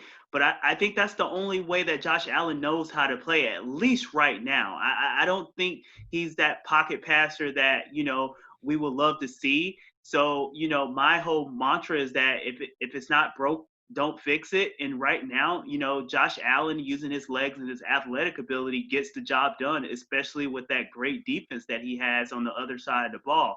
So he's going to have those games where he's going to miss open receivers. He's going to have those games where he's not accurate, but at the end of the day, he's going to win the game, with his legs. So at the end of the game, just like Herm Edwards say, you play to win the game. It might not always look pretty with Josh Allen, but 9 times out of 10, he's going to get the job done with his legs. And hey, if he's winning and the Buffalo Bills is winning and that defense is playing well, they're real competitive in the AFC. Well, if he keeps playing this way, I think Matt Barkley and Jake Fromm better be ready to take some snaps in November. So it's fun to watch. I'm not buying on this. And to me, I think you put Sam Darnold. I think you put him with that Bills offense where he can kind of dump off to a lot of different players. It might be like almost a better fit, but Allen's definitely a fun player. The NFL is more fun with him, so he's a fun guy to watch. I just hope he stays healthy. And if I could watch him rampage through the playoffs playing like that, and he doesn't get health and he'll stay healthy. If he'll stay healthy, it'd be a lot of fun to watch. And Buffalo would go nuts to make a run. So that Bills are definitely a team to keep an eye on this year. With Tom Brady out of the AFC East, they definitely feel like they got a shot, and they just made a big statement against the Jets today. All right, let's move to the NFC North. You got the Detroit Lions. Dude, this one was tough, Robert. They drop a game to Chicago, 27-23. But once Lion fans get over the heartbreak, there's got to be some there'll be some reason for anger, and I'm looking forward to. You might try to find some Detroit call-in shows this week to hear about how the Lions blew a 23-6 lead late in the third quarter. You have to close that game out against Mitch Trubisky. This is not a powerful offense. You're up 10 with 4 minutes to go. Prater hits off the right upright from 53 out, and then everything falls apart. Trubisky coolly leads a great drive to bring the Bears back within a field goal, 23-20. And then Kyle Fuller picks off Stafford on 3rd and 6 to give the Bears great field position. And once again, Trubisky looks great. Hits Anthony Miller on a beautiful throw and a catch for a touchdown, puts the Bears up 27-3. But Matt Stafford has an answer, marches the Lions down to the Chicago 16-yard line. Detroit draws up the perfect play. Rookie running back to DeAndre Swift is in the backfield. Stafford's out of shotgun. Swift is to his left, and he runs a flag route where he to the front left pylon, where he beats the linebacker, and Stafford hit him. And it appeared it was going to be an easy touchdown pass, but the second rounder out of Georgia dropped it. He had a relatively quiet day overall, Swift, but man, you got to make that catch, dude. You got to make that catch to win the game. I wish I had better analysis of that, but sometimes it's that easy. Yeah, you have to, and it's not like it was a contested catch. He was wide open. Matthew Stafford puts it on him, and it was just a drop, and that pretty much sums it up. It was just a drop. But getting back to Mitchell Trubisky, it pretty much was the same old Mitchell Trubisky until the fourth quarter. Those two drives are great. Yeah, those two drives were great. But once again, he didn't put a whole game together. Yeah. And it really seemed like the stagnant old Bears offense that we've seen over the last couple of years with Mitch Trubisky at the helm. I mean, I know the talk of the town is, when is Nick Foles coming in? We know Nick Foles played better coming off the bench like a six-man. But with that being said, I think that Bears offense has a lot of weapons. Anthony Miller, Allen Robinson, you have Tariq Cohen. You have weapons on that side of the ball. But the quarterback has to play better. And I think Mitchell Trubisky, he proved like, hey, if I can get the ball to my playmakers, we have an opportunity to win games. But if I don't and I play like the Mitch of we're gonna lose. And I think that was the key to the victory. But I think the main thing is that big drop that DeAndre Swift had. That was the game winner. If he catches that, the Bears goes on to lose the game. So Mitch Trubisky has to play better. But it once again is game one. But are we going to see the same old Mitch Trubisky moving forward? You don't trade a 4th rounder to Jacksonville and then pay Nick Foles. What's he making once I'm pulling it up? Yeah, like $17 million. I mean, you don't pay Nick Foles this kind of money to sit on the bench. I don't understand why he's not starting. I don't. But yeah, keep in mind this is the crew in Chicago who invested that number 2 pick that they traded up for, number 2 pick in Mitch Trubisky, and they might feel like their jobs are riding on it. They got to stick with their guy. So it might be a little bit of bias in the room. You also didn't get a full offseason to train with Nick Foles. So it could be the type of thing where we see Nick Foles come out of the bullpen maybe by October. But I'll tell you what, until that 4th quarter, it sure looked like Nick Foles might finish the game. I thought Foles would get in there. Yeah, I mean, if you're a Mitchell Trubisky fan and from a statistical standpoint, you look at his stats, you say, hey, he's 20 of 36 for 242 and 3 touchdowns. But at the end of the day, I mean, he's feast or famine, and Matt Nagy really relied on that running game throughout the game. So I think Mitchell Trubisky has to play better. He has to be a consistent quarterback in order for Chicago Bears to have a shot at that division or to even have a shot at the playoffs. But I just don't see it. It just looks like the same old Mitch, and they're definitely going to have to rely on the running game moving forward, and use the running game and base it off play action pass to kind of help Mitch Trubisky. But to me, it just seems like he's the same old Trubisky, and that he has to play better. And if it wasn't for the drop touchdown that DeAndre Swift had, the conversation would be a little bit different right about now. Swift dropped that pass, but the Lions did a lot to lose that game. That's not all on Swift. I mean, blowing a 23-6 lead that late in the game, it's really inexcusable. And it's that type of loss where you got to start looking at what's going on with Matt Patricia. And if they can't put together a playoff run this year, this seems like a division where the Lions can make a playoff run. If they can't do it or even really come remotely close, remotely competitive for one, that's going to be a tough look for Matt Patricia going into the offseason.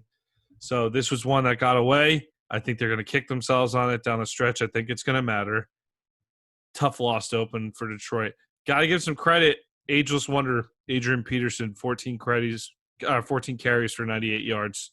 I know you got something to say about that. Yeah, it really seemed like he hopped in a time machine, and that was the reason why they signed him. Washington said, hey, we're going to move on from you. We want to have a younger backfield, and he got picked up with the Lions. And I think one of the biggest things of the day that Adrian Peterson did really wasn't the 14 carries for the 90-plus yards, but it was more so what he did with DeAndre Swift after he dropped that touchdown pass. He kind of pulled him to the side and said, hey, we're going to need you if we want to win games. So put that one behind you and let's keep it moving. And I think that was the leadership qualities that Adrian Peterson brings when he's on your roster. So I thought that was big to keep the young rook head up and moving forward onto next week's game. So that was really, really big and pivotal for me with Adrian Peterson, DeAndre Swift. Got to think you can't have a much better mentor than Adrian Peterson. So I'm not worried about DeAndre Swift. It was one bad play. We've all dropped the ball we should catch before. I mean, just horrible situation, horrible timing, and a horrible loss by Detroit. Let's move on to Atlanta hosting Seattle. It really was a tightly contested game in the first half, 14-12 at halftime. But Seattle ran it to 31-12 early in the fourth quarter before Atlanta put up 2 late TDs. Todd Gurley, 56 yards on a TD and a TD on 14 carries. Matt Ryan, He threw for 450 yards and 2 touchdowns, and he really spread the ball out. Julio, Calvin Ridley, and Russell Gage all had 9 receptions and over 100 yards. Julio led the way. New Seahawks safety Jamal Adams, acquired in a trade with the Jets, racked up 12 tackles, 8 solo with one sack, 2 tackles for a loss. Russell Wilson was damn near perfect. 31-35, 322 yards, 4 touchdowns, no interceptions. DK Metcalf, Tyler Lockett, Chris Carson were all active in the passing game. New Seahawks addition, Greg Olsen also caught his first touchdown in Seattle. What'd you think about this one, Rob? Yeah, once again, this is Russell Wilson being Russell Wilson, elite quarterback. No matter if he's traveling from the West Coast all the way to the East Coast, Russell Wilson is he's a gamer. He's a professional. He's going to get the job done. And it's just if you give Russell Wilson the pieces on the offense side of the ball, you know what Pete Carroll can do on the defense side of the ball. We talked about the newly acquired Jamal Adams, 12 tackles. And I think Jamal Adams even took a shot at his old defensive coordinator and Greg Williams about being bored in the Seahawks defensive scheme. So I think the Seattle Seahawks can be a dark horse contender to win the Super Bowl this year, especially when you have a quarterback the caliber of Russell Wilson at the helm. Yeah, absolutely. They really took care of business on the road. That's a game that if they're going to compete for the NFC, you really expect them to take care of that one. I don't think many people are expecting Atlanta to compete in the South. I think that's mostly between Tampa Bay and New Orleans. And I think that Atlanta is going to have another tough season upcoming here, even though that offense looks like it could be pretty fun. Speaking of some fun offenses, Green Bay at Minnesota. The Packers 43, the Vikings 34. Lots of fireworks, 522 yards of offense for the Pack, 382 for the Vikings. Rodgers goes 32 of 44 for 364 yards with 4 touchdowns. Devontae Adams, 14 receptions for 156 yards and 2 TDs. Thielen and Cook lead the way for the Vikes with 2 TDs each. Green Bay really controlled this game. They led 29-10 late in the third before it morphed into a total shootout. And they sat on the ball at the end of the game. But before that, there were 6 straight TDs down the stretch. Robert, I know you were watching your Vikings. How do you feel after the opening week? Yeah, surgical performance by Aaron Rodgers. Once again, we lost a lot in the back end from the secondary standpoint with Xavier Rhodes and Trey Waynes moving on. So we have a lot of rookies back there. So I kind of felt like Aaron Rodgers was going to pick us apart on the back end. I would thought we would get a little better pass rush, but once again, Danielle Hunter, he's battling a neck injury, so he's on the IR. And yet we made the move to bring Ndakwe over from Jacksonville, but once again, he hasn't been in that Mike Zimmer system that long, so it's only so much that he could do. But I think one thing that kind of jumped out to me was just, that chemistry that Aaron Rodgers and Devontae Adams has. Like, you kind of wish that, the Green Bay Packers would have just drafted a little bit more weapons for Aaron Rodgers to kind of take some of that pressure off of Devontae Adams, because you can't expect him to have 14 receptions, 150 plus receiving yards game in and game out. So I think, you had to get Aaron Rodgers weapons. But once again, Aaron Rodgers is Aaron Rodgers, one of the best quarterbacks in the NFL that we have. And we know he can get the job done. And it just seems like, the Vikings, Aaron Rodgers is the Vikings kryptonite. And it just seems like that division goes through Green Bay year in, year out. But Kirk Cousins, he had a heck of a game. You kind of look at him without Stephon Diggs. He really leaned on Adam Thielen a lot. But other than Adam Thielen, it was no other, personnel out there that can win their one-on-one matchups. And Dalvin Cook gets the big contract extension, and he played fairly well. So that was exciting to see. But I'm very bullish on Green Bay moving forward, especially with the Aaron Rodgers with the chip on his shoulder. Yeah, dude, you're saying he needs more weapons, but maybe they're doing a favor for the NFL. I mean, you put up 43 points on Mike Zimmer in Minnesota. Man, if he had any more weapons, is he scoring 82? I think he's good. I think he's good. I was with you on that. I'm with you on that, though, for the Packers to spread it out a little bit. But there's certainly in that backfield, they got some help. The running backs, they got some help there. But if Rodgers plays the way Rodgers plays, he'll make more weapons. That's kind of the way I feel about Aaron Rodgers. But, man, that's a good start for Green Bay. Kind of a surprising score. Would have expected to be a little lower scoring. But Green Bay plays. If Aaron Rodgers is on fire this year, Packers are going to be tough. Packers are going to be tough. Let's move on to a new quarterback situation in New England. Hello, Mr. Cam Newton. Man, he looked physical in this game, didn't he? He really did. And I think that was one thing that we were going to wait on to see, hey, if we're going to see a healthy Cam, we know what he can do in the running game, and we saw that. I think one of the main things that I was impressed with was the adjustments that Bill Belichick made. You coached Tom Brady for so many years, and Tom Brady being a pocket quarterback, Josh McDaniels and Belichick, that game plan that they're going to say, hey, we're going to use Cam and we're going to use him to his strengths, and that's running the ball. And those plays, where did they get those plays from?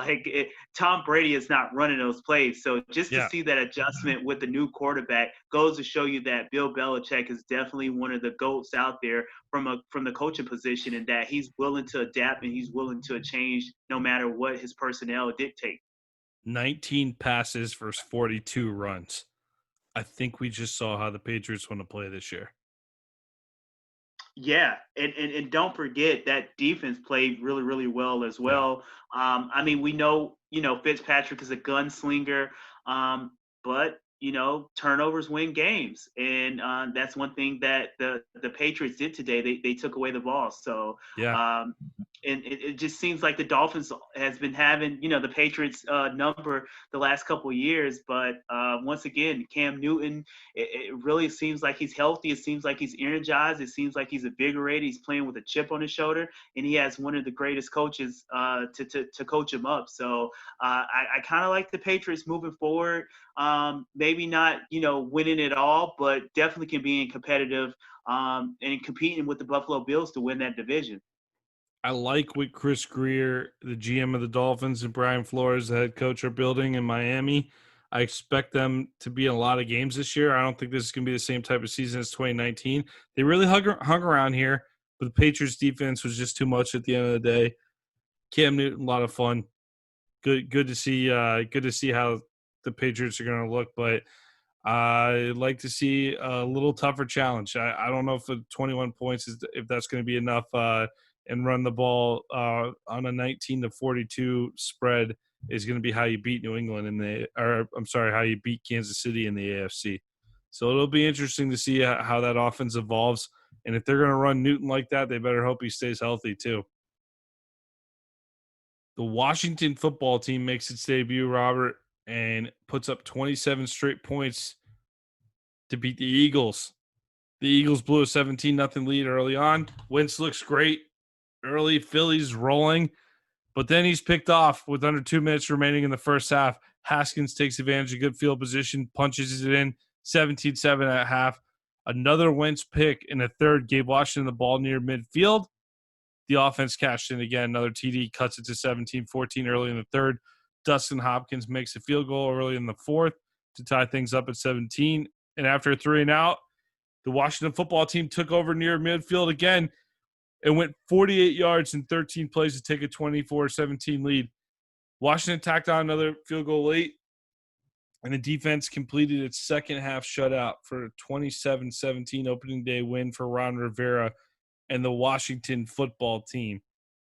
Robert, Philly was one of my recommendations for my survivor pool this week. Yeah, I tell you what, Nick, I did not see this coming. It seemed like Philly was rolling in the first half. Zach Ertz got on the board early. Carson Wentz was looking like the Carson Wentz of old. But one thing, in the second half, that Philly's offensive line just got manhandled. Ryan Kerrigan, Chase Young, Montez Sweat, all those big guys up front that the Washington football team has invested in as first round picks up front. They really produced in the second half, and they caused havoc for Carson Wentz. And they got back in the game. I think Dwayne Haskins had a great game. We've seen Alex Smith that's on the sideline. He wasn't in uniform, but he was on the sideline. And he said he's been coaching up Haskins. And it shows. Haskins just looks more control of the offense. He looks like, hey, if the play breaks down, he's going to extend it with his feet. He's not that, Josh Allen, Lamar Jackson, Russell Wilson type athlete at the quarterback position with his legs, but he's more than capable of extending plays or running for the first down. So I think you saw that confidence in Dwayne Haskins, especially in the second half. You got Jack Del Rio as the defensive coordinator. Ron Rivera obviously knows a thing or two about defense as well. So you got to think this team's calling card is going to be on the defensive side of the ball. You mentioned Montez Sweat. Chase Young was in on a few sacks. It looked like a good performance from that Washington defense in the second half. If they could play good defense and Haskins takes a step forward, they might be a surprise wild card team. Who knows? Too early to say. Yeah, definitely too early to say, but definitely a gutsy, gritty win. Maybe they won this one for Ron Rivera. We know what he's dealing with, with his cancer battle. He's on the sideline. He said, hey, he actually got an IV during halftime just so he can finish coaching the rest of the game. And if you're a guy in the locker room and you see your head coach going through this and you see your head coach fighting for you, you're going to do the same thing on the field, and you're going to play every down like it's your last. And I think that's what Washington did in the second half. And that's what he's dealing with just on the coaching side. I mean, the type of offseason Washington's been through off the field with the scandal with involving the sexual harassment allegations and the team name changing, everything off the field. It couldn't have been an easy offseason for Ron Rivera all the way around. Yeah, you're right. And I think, one thing that cures a lot is winning. And they got the first win of the season. Good for that team, good for Ron Rivera, and good for the organization moving forward. Hopefully they can put, a couple wins together and kind of build some chemistry out there in Washington. Hopefully, they can, just like you said, they can be a dark horse wild card team, or maybe they can kind of compete to win that division. Who knows? We see the Cowboys go down tonight to the Rams. So we got the Giants tomorrow on Monday Night Football. So we're going to get a scope of seeing that NFC East division to see hey, who's the movers and shakers. But I think Washington might make some noise moving forward. Could be interesting. I think the Eagles bounce back. I think this just felt like when they lost focus and they definitely made their share of mistakes. So I feel like if you're Philly, you go back to the drawing board, you keep that focus on, you keep the pedal to the metal, finish the game out next time. So yeah, and I think one piece that they really missed, that Carson Wentz really missed and that offense really missed, was Miles Sanders. He wasn't active in today's game, so I think that really hurt the offense, especially in the second half. Good point. Mr. Miles Sanders got to be a big impact. Hopefully they get him back next week here. Las Vegas makes its debut in the NFL. The Raiders traveling to Ron Rivera's former team, Carolina, now coached by Matt Rule, jumping up to the big leagues from Baylor. Who expected a 34-30 final in this one? I know I did. Yeah, me either. It was a lot of firepower and a lot of back and forth going on in this game. This game was actually very competitive. I don't know if you got a chance to watch this, Nick. I was flipping through the channels, and it was very, very competitive. Christian McCaffrey, once again, we know what he's capable of doing. 2 touchdowns for Christian McCaffrey.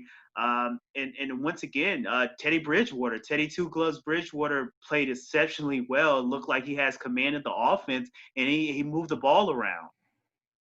Oh, yeah. He had a couple of nice plays. And really, after the Raiders punted to start the game, both teams went on a rampage till the half. Field goal, touchdown, touchdown, field goal, touchdown, field goal. but Vegas only led 17-15 at half. So settling for a couple field goals on both sides. Raiders go up 27-15 in the third, but the Panthers fought back, take a 30-27 lead after Teddy Two Gloves hits Robbie Anderson for a 75-yard touchdown. The Raiders answered back with another Josh Jacobs TD, finished with the final score of 34-30. Jacobs finished 93 yards, 3 touchdowns. McCaffrey 96 yards rushing plus 2 touchdowns. So you get to see 2 of the best running backs in the league on display, and just a lot of firepower on both sides, like you said. Yeah, for all the fantasy owners out there who drafted Josh Jacobs, I think they were very, very happy. 3 touchdowns for Josh Jacobs. If you just study and watch Josh Jacobs, just how hard he runs the ball, like I think that's the telltale sign of like, hey, Josh Jacobs is poised for a breakout year. I know he was banged up towards the latter part of last year, but a healthy Josh Jacobs can really propel the Las Vegas Raiders moving forward. I know they lose Tyrell Williams on the outside, which is a big blow to their offense, but if Josh Jacobs can keep this up, and that defense can kind of somehow, some way, maybe play that bend don't break defense, I think Raiders can make a push for a wild card spot. They have the talent. It's a lot of young talent, but Derek Carr has to play better, and hopefully John Gruden can get him to that point where he can play better and be consistent. But if Josh Jacobs is running all over the ground, just feed him the rock and just give him the ball and move out the way. Yeah, if he stays healthy, he's going to have a hell of a season. Always tough traveling east for those teams on the West Coast. So opening the season with limited camp traveling across the country, that's a lot of adversity for the Raiders to come through and win that game. That being said, I think the Panthers are consistently viewed as the bottom feeders in the NFC South this year. So you really had to scrap with a team that not a lot of people are expecting to win a ton of games this year, but certainly some optimism on both sides. You could walk away from this game with we'll wait and see. Like no one's walking away feeling too discouraged on either side on this game. I got one fan base that's probably pretty discouraged though, Robert. And unfortunately, they're usually discouraged. It's the Cleveland Browns.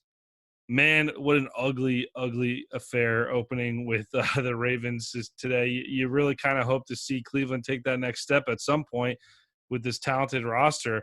And they opened up with an interception, and then they decided to fake a punt that results in a field goal to spot the Ravens an early 10-0 lead. And it really wasn't a game from there. I know that they end up scoring, make it 10-6, and miss the extra point. But Baltimore went up 24-6 by the half, and they rolled to a 38-6 win in a disappointing debut for Browns head coach Kevin Stefanski. Last year, a lot of the problems was laid at the feet of Freddie Kitchens. But here we are again, Robert. Yeah, and I think social media had a field day with the Browns. Once again, it's the same old Browns. So I would just like to read off some tweets that was trending on social media in regards to the Brown.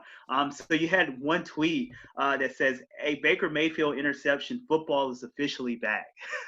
So I thought that was pretty hilarious because I think one key aspect of the Cleveland Browns is Baker Mayfield. And one thing he said, he was more focused coming in this offseason. He said it was going to be a new look offense. Of course, they have a new head coach coming over from Minnesota. So you would think that the Cleveland Browns will put up a better fight than what they did in the opening game with the pieces that they have with Odell, Jarvis Landry, Nick Chubb, Kareem Hunt, Austin Hooper, who's came over from Atlanta Falcons. However, it comes down to Baker Mayfield, and he really didn't play. He played pretty much like horrible. It just looks like the Baker Mayfield of old, like the same Baker Mayfield that we've grown accustomed to over the last couple of years. Who knows if he can get back to the rookie Baker Mayfield when he came in and he expelled for the last couple games of the season. But once again, it's the same old Browns, Nick, and it was a horrible loss for them in an opening game. I know I'm going to go back, and I caught it on Red Zone, and the game got out of hand early, so I stopped paying super close attention to it, but I'm going to go back and rewatch this one this week and really watch Mayfield. But 189 yards passing, 1 touchdown, 1 pick. Man, I thought they definitely would cover the 7.5 points this morning with I think I picked them plus 7.5. I thought they were going to give the Ravens a little challenge today. Lamar Jackson, though, regains his MVP form from last season, 2025, 275, 3 TDs. Rookie J.K. Dobbins out of Ohio State, the running back, added 2 touchdowns on the ground on 7 carries. The Ravens were good last year. They're good this year. That's all you can say about that. I do love the Thursday night matchup, though. We get to watch Burrow and Baker, Browns and Bengals. Yeah, I mean, Burrow came out and he played fairly well in his first game as a rookie. I know he had some hiccups here and there, but he had a 23-yard scamper for a touchdown, and he showed he's like, hey, not only can I win with my arm, but I can also win with my legs. I'm mobile enough to escape the pocket and extend plays. So I think Joe Burrow is gonna fare well. This year. And, he's not going to look over his shoulder. It's his team. Everyone knows it. Everyone's going to rally around him, which is opposite than Baker Mayfield. I think, you have some whispers in that locker room to say, hey, is Baker Mayfield really the guy? And I think, that's the narrative that's probably going to play out for the rest of this year. But I just want to go back to the social media post, Nick. And one of my favorites was 2020 may be unpredictable, but some things never change. And it's the Cleveland Browns 3rd and 41. So I thought that I got a kick out of that. And once again, a lot of this falls on Baker Mayfield. If he plays well, I think they have enough talent around him where they can win games. But once again, if Baker Mayfield doesn't play well, then once again, it's going to be the same old Browns. Gotta hope they'll break through this year. I think that fan base just deserves a winner, and I think they're capable of making a wild card. And obviously Baltimore on the road, tough task to open up the season, but 38-6. That offense should never score 6 points. That offense should be like pushing into the 20s most weeks. I don't understand. So we'll see, man. We'll see. The Bengals got to think if you have trouble with the Bengals on Thursday night, might be another long year in Cleveland. So big test Thursday night. See how they do. All right, we're going to go on to my depressing franchise, my favorite team that depresses me, the Jacksonville Jaguars. And, Robert, if I told you that Phillip Rivers and Indy put up 445 total yards and the Jags put up 241, what would you say the score would be? Wow. Maybe 31-10? Yeah, like as expected. Like I think most people expected that type of score. Well, Rivers ends up 36 of 46 for 363 yards, 1 touchdown, but he threw 2 key interceptions, including one to Jaguars' first-round pick, C.J. Anderson. Gardner Minshew finishes 19 of 20 for 173 yards and 3 touchdowns. 19 of 20. I didn't misread that, Robert. Running back James Robinson, surprise starter. East-West Shrine Bowl running back out of Illinois State, free agent signing. Starts and finishes 16 carries, 62 yards. Leapt over a couple of Colts on a reception, too. I hope you saw that highlight. It was all Colts early, but the Jags were they had this really steady effort throughout the game. They just kind of hung around, made a few plays, caught a few breaks. Young Jags defense settled down, and they made some big plays. First-rounder Clavon Chason, he actually had an interception as well, but it was overruled by a flag. And the Jags defense, they really played well after settling down. The Colts battled back, but the Jags stood up against the pressure late. And I think the Colts will kick themselves. Maybe this isn't as bad as the Lions blowing it against the Bears, but I think they'll kick themselves for leaving some opportunities on the field with this one. But really, credit to the Jags for winning a game in which they weren't really given much of a chance. So great win for the Jags, and if it wasn't so late on Sunday night, I would yell a pretty hearty Duval right now. Yeah, I think we talked about the fans in the stands, and we talked about the noise that the NFL is pumping out at the stadiums. However, Jacksonville was one of the fan bases that could actually show up to the game. I think they roughly had around anywhere from 14 to 15,000 people in the stands, running at 20 to 25% capacity, and they didn't disappoint their fans. Once again, Minshew mania. I think he is definitely the franchise quarterback that Jacksonville is so desperately needed over the last couple of seasons, and he has weapons. You have the rookie Laviska Shenault comes in and he scores a touchdown. You have DJ Chark. You know what you're going to get out of DJ Chark, who I think is a clear number one receiver in the NFL, and then you have Keelan Cole, who's a slot guy who can also play on the outside that can win his one-on-one matchups. So I think the Jacksonville Jaguars can be really, really scrappy moving forward. And who's talking about tanking for Trevor right now? Yeah, I mean, and in our preview episode that we did earlier, I told you I not buying any stock on that narrative whatsoever. I had a delusional moment after a couple of my friends, we hopped on the phone to really talk about the Leonard Fournette cut, where it's like, wow, the Jaguars do so many things that make you go, why are we doing this? And it's like, sometimes the Patriots will make a weird move or something, but you give them the benefit of the doubt because they're the Patriots. Like with the Jaguars, the weird moves just don't work out ever. So I kind of went delusional. And I said, hey, we got rid of Fournette, but we seem to have this running back by committee approach. I like James Robinson because we had seen him play at the East-West Shrine game, so watching him as a college running back. Did I think he'd be starting week one? No. But Chris Thompson coming in, he could do a little damage when he's healthy, especially as a receiver out of the backfield. And if you look at the offensive line, Cam Robinson was hurt for most of last year. Let's hope he stays healthy. You got some decent weapons on the edges now with DJ Chark, Chris Conley. Keelan Cole's been an up and down receiver throughout his career, but he can have his moments. And Laviska Shenault, love him as a prospect. Thought that was a hell of a pick in the second round. And I didn't even mention D.D. Westbrook. I mean, pretty solid player out of Oklahoma right there, right? So we also signed – the Jags also signed Tyler Eifert in the offseason, who's had a great career when he's been healthy, but it's just been tough for him to stay healthy. So I went on this delusional rant a little bit about, hey, Minshew, come from, with his like Mike Leach background, he's used to dumping it off to a lot of different receivers. Just we kind of have that set up for him in Jacksonville. I say we, I should stop saying we. The Jaguars have that set up for him in Jacksonville. I mean, you look at it, you got a new offensive coordinator coming in with Jay Gruden, who had a lot of success in Cincinnati with Andy Dalton. And maybe the Jags are they're low-key on to something. But, again, I'm going to consider myself delusional. I think this is a 4 to 6 win team. Yeah, I will be shocked if they win 5 or more games this year, Nick.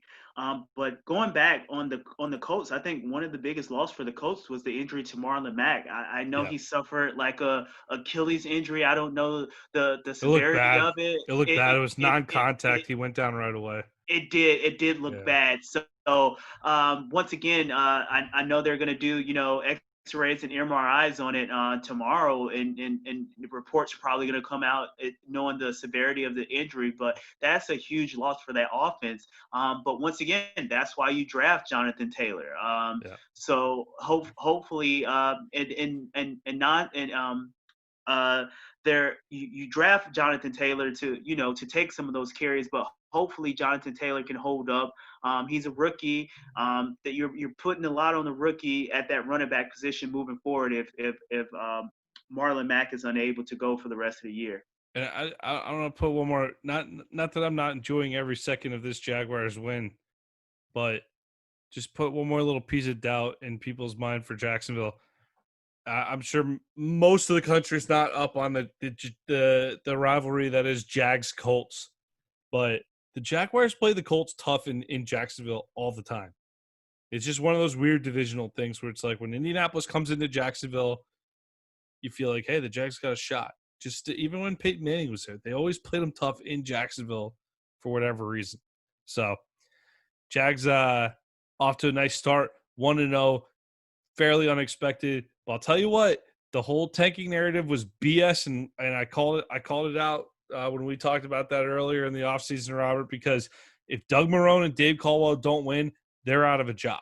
So the guys who are in charge of running the Jaguars are definitely not trying to tank, even if it might look like it with every move they make. But some of these young players, hey, if they play like this, I think the Colts are going to be a pretty good team this year. If they play like this most weeks, I think they'll be in the hunt. They'll have a chance. They'll have a chance to have a decent season.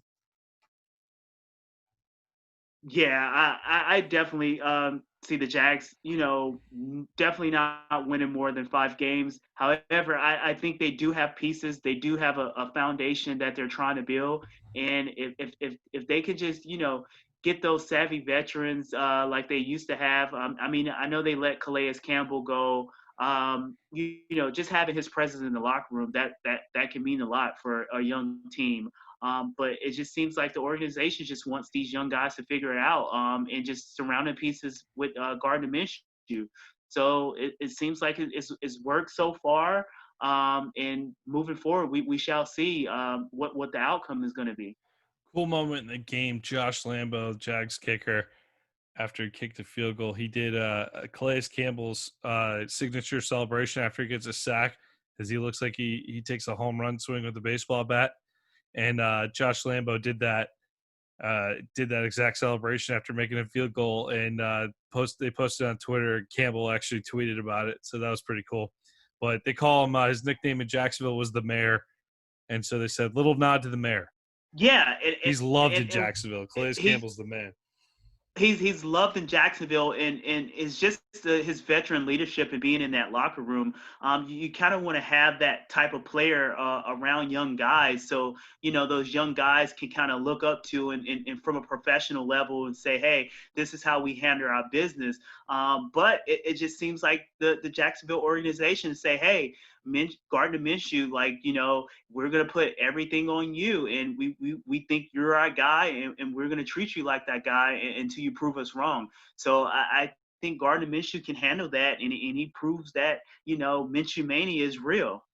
I got breaking fake news, too. Ngakoue demands trade back to Jacksonville because he wants to play for a winner. Yeah, that's definitely fake news right there. Once again, I think that whole organization and the players that kind of got out of that, starting with you got Dante Fowler, Leonard Fournette, Jalen Ramsey, who just recently got the highest contract for a defensive back ever. So I just think you see Jacksonville is just in the rebuilding stage, but it definitely looks good moving forward with Gardner Minshew, DJ Chark, Robinson, the rookie that no one thought would be on the roster, running the rock like that. So I think Jacksonville, if you're a fan of the Jaguars, I think you do have some sunny days coming soon. Sunny days coming soon. I've never said that as a Jaguars fan, but I hope you're right, man. I hope you're right. So hopefully 2-0. Hopefully 2-0. Let's hope that's in the cards. All right, let's move on. We'll talk about the Cincinnati Bengals nearly pushing the Chargers to overtime. I think some people see the Chargers as a dark horse in the AFC. Are you one of those people, Robert? I mean, I think I did, but then once you have the injury to Derwin James and it's it just suffers a big blow to that defense. Still pretty good up front though, right? Yeah, you have Bosa on one edge and you have Melvin Ingram on the other, and then you draft Kenneth Murray to kind of run sideline to sideline. Yeah. But that back end it took a huge hit when Derwin James went down. So I know if Tyrod Taylor can manage the game, and you can get Austin Eckler and Justin Jackson involved in the running game and the passing game, and have that to rely on, I think you might can see him as a dark horse. But without Derwin James, I think that just kind of went out the window for me. Yeah, well, they looked the offense definitely struggled today in Cincinnati, but the main story of the day was number 1 pick Joe Burrow makes his debut And my initial reaction from this game was, I love the Chargers' new unis, man. Love them. Those things are sweet. Definitely sweet. The yellow pants, oh man, those are cool. Those are cool. Good stuff out of LA uniform department there. Burrow struck first with 23-yard touchdown run. We didn't see him run a lot at LSU last year, but 2 years ago in his first year at LSU, he had some good runs. He could be a physical runner. We saw him use his legs a lot to get around in the pocket last year. He didn't need to run a whole lot last year, but 23-yard touchdown run on his fourth possession of the day to give the Bengals an early 7-0 lead. Mike Williams caught a pass along the sideline in the second quarter, took an old school hit, held on to the ball, but LA settled for a field goal. They wouldn't score a TD. The Chargers wouldn't score a TD till rookie Joshua Kelly out of UCLA blasted into the end zone to tie things up at 13 early in the fourth quarter. And a rare Joe Mixon fumble allowed the Chargers to go up 16-13 in the fourth. Burrow was then picked off on an improvised shovel pass that looked like something out of the Brett Favre playbook when Melvin Ingram stepped in and grabbed it. Did you happen to see that play, Robert? I did, and I know that's one play that Joe Burrow wishes he can have back. It's a couple plays that I'm pretty sure that Joe Burrow wishes he could have back, especially that particular play where it turns into a turnover, and he missed AJ Green earlier in the game on a deep throw, and he missed John Ross on a deep throw as well. So it's a couple of plays that Joe Burrow wish he could have back. And I know I was listening to his post game interview, and he said he just made too many mistakes in order to win that game. So I think he's showing his leadership in taking the onus and saying, hey, guys, I did do what I was supposed to do. I ran the ball with my feet. I extended plays. However, I just made too many mistakes for us to win that game, and that's my responsibility, and I take onus on and owning that. And I think that was the smart thing to do for Joe Burrow. And I think that locker room is just going to rally behind him. And I know AJ Green has, praised them up and down this offseason. And it just seems like, it's his team. That's Joe Burrow's team. Everyone knows it. And you Joe Mixon, you get your contract extension. That's one thing that they ask you to do is take care of the ball. You can't have that turnover in that particular moment of the game. And all of those mistakes, and yet Cincinnati, pretty terrible team last year. They go on a 14-play, 69-yard drive at the end of the game. And Randy Bullock has a chip shot 31-yard field goal that he misses horribly to the right to send it to overtime. In defense of Bullock, he's kicked in the NFL for a long time.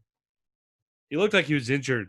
He was grabbing at his leg after the kick, but I don't want to make a joke about it if he's actually injured, but that might be something I would grab at my leg if I missed a field goal that bad to the right. But hopefully, if he is injured, I apologize for the joke. If he's not, then I'd stick by it. But man, that's a heartbreaker for Burrow in his opener, man. Yeah, it is. I mean, granted, if you look at him on that last drive of the game, you can say, hey, is this guy a rookie? He was very poised, and AJ Green once again spoke highly of him. He said, hey, we got something special here. And I think we all know it's something special with Joe Burrow, just his poise and his control of the offense. And, just I think Joe Burrow is not a fluke. I know a lot of people coming out, getting drafted, said, hey, he's a one-year wonder. He won the Heisman. But I think it's something there with Joe Burrow, and I think Cincinnati should be lucky that they drafted him. Yeah, I think it's a great pick. I'm very much looking forward to see. That was one of the better teams in the AFC likely this year that they played down the wire. Let's see how they play against Cleveland next week. Love that week too. Thursday night football, not always known for their best matchups. The two quarterbacks alone are making a must-watch this Thursday, though. Yeah, I'm definitely going to be tuned into that Joe Burrow-Baker Mayfield matchup. And once again, Baker Mayfield has to prove himself. What if Joe Burrow goes out and outplay Baker Mayfield? Then the talks are really going to be rumbling out there in Cleveland. It's going to be interesting. Definitely looking forward to that one. That one's circled for Thursday night. All right, the game that I circled this weekend, though, Best game of the weekend. What I thought was going to be the best game of the weekend ended up being a little sloppy, but Tampa Bay travels to New Orleans to play the Saints, the two front runners for the NFC South, maybe even the entire NFC. And Robert, I'm going to tell you a story. A Buccaneers quarterback threw critical interceptions, including a pick six in the second half to dig his team into a hole before attempting and failing to complete a valiant comeback. Does that sound like a familiar storyline for Tampa Bay, Rob? It does, but in this case, it wasn't Jameis Winston. He was in the building. He was in the building. He was in the building, but it wasn't Jameis Winston. It was the name of a guy go by the name of Tom Brady or TB12.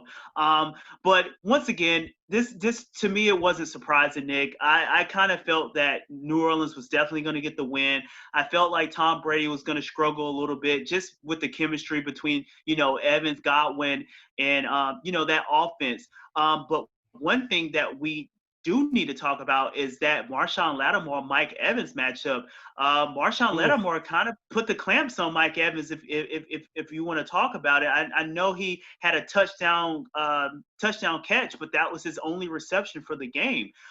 So that was an indictment of the defense that Marshawn Lattimore that he played on Mike Evans. And I know they had the history together because they play in the same division and they have that back and forth going. But Marshawn Lattimore is a great cover corner, and I think he did a hell of a job on Mike Evans.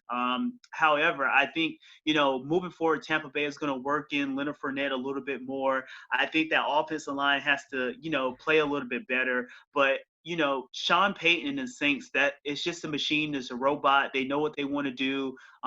Once again, Alvin Kamara, he could have had 3 touchdowns on the game. I think a late review kind of overturned the touchdown where he stepped out before he hit the pylon. But once again, Taysom Hill, they used the Wildcat offense with Taysom Hill. I think Sean Payton just has so many plethora of weapons. And Emmanuel Sanders coming over being the number 2 behind Michael Thomas. He gets on the board with a touchdown late in that game. But as a Saints fan, I think one of the main things you have to worry about is, Michael Thomas got rolled up on in his ankle. So we're going to be, looking at reports and seeing what comes out of that. But for the most part, that Saints team just kind of really manhandled, Tampa Bay from the opening kickoff to the end. Well, let's talk about the interceptions. In the first half, it looked like just a miscommunication. The ball sailed on Brady, but with Brady's accuracy, you'd think he's hitting the spot. I'm going to give him the benefit of the doubt on that one. It was a horrendous overthrow, but it definitely looked like he expected the receiver to be there, and the receiver cut in basically. And then on the opening drive of the second half, Janoris Jenkins jumped a route in the flats, took it for 6. You definitely got to put that one on Brady, but I really think you look at the game overall, the Bucs just kind of shot themselves in the foot over and over again. And the offensive line, the one thing I worry about is this offensive line that Brady's behind. I know we talk about the weapons. He's got weapons all over the field. But if the offensive line doesn't give him time to throw, it's not going to matter. Yeah, it seemed like Bruce Arians kind of shared the same sentiments, and it seemed like they were gonna rely on the running game a little bit more. Ronald Jones, he ran really, really hard, and they were actually running the ball on New Orleans here and there. But once again, that offensive line definitely has to beef up and shore up to protect Tom Brady moving forward, because if not, you're gonna see multiple games where Tom Brady is gonna get pestered. We know if you knock Tom Brady off his spots, that's how you affect Brady in his passing game. And that's what the Saints did. They kind of got to him here and there. And once again, when you have an elite corner on the back end as Marshawn Lattimore, and also Janoris Jenkins, I know he's not the elite corner that he used to be, but he's still a savvy veteran and one that jumped that route and knew Tom Brady was going to go on that out route, and he got it the pick 6. And then CJ C.J. Gardner Johnson. Once again, that nickel guy, just being that rover and just making tackles here and there and just defending passes. And I think that Saints defense is matching the Saints offense. And rarely we always know that Saints offense is the leader of the pack when it comes to which side of the ball is the best. But that defense is not far behind, and I think Sean Payton knows that. So they're definitely a serious title contender to win the Super Bowl. Yeah, I definitely think that these might be two. I mean, Seattle obviously looked very good today, but definitely the NFC South is going to be a very fun race to watch. And I think it's clear after watching Atlanta today that it's between Tampa Bay and New Orleans. I guess what I'm coming away from, if I'm a Tampa Bay fan, is I'm not too discouraged about this game because you made a run late to make it. It was you made a run in the second half a little bit to cut it to 24-17. And you're sitting there at 24-17, and it really feels like this is a game that the Saints are dominating, and you're only down by a touchdown. So if you clean up those mistakes, the offensive line shores up a little bit. I fully expect that the Saints coming back to Tampa, they're going to have a much tougher game. I think the Bucs are going to clean up a lot of their errors as the season goes, and I expect this unit to be definitely the offensive unit to be more potent than what we saw today. I know we talk about Brady's age, and there's some concerns out there about that. I thought Brady looked fine when he had the time. I mean, that first drive was fantastic. Evans was completely shut down today. That's not going to happen many times.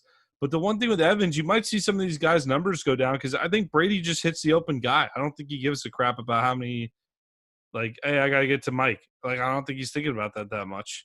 Whereas I think maybe Jameis Winston might have forced a few more balls, which is great in the highlight room when you have those games when you throw for 5 TDs, but then you have those games where you throw for 4 interceptions. You're not going to see 4 interception games out of Brady. You're just not, even though he ends up throwing 2 today.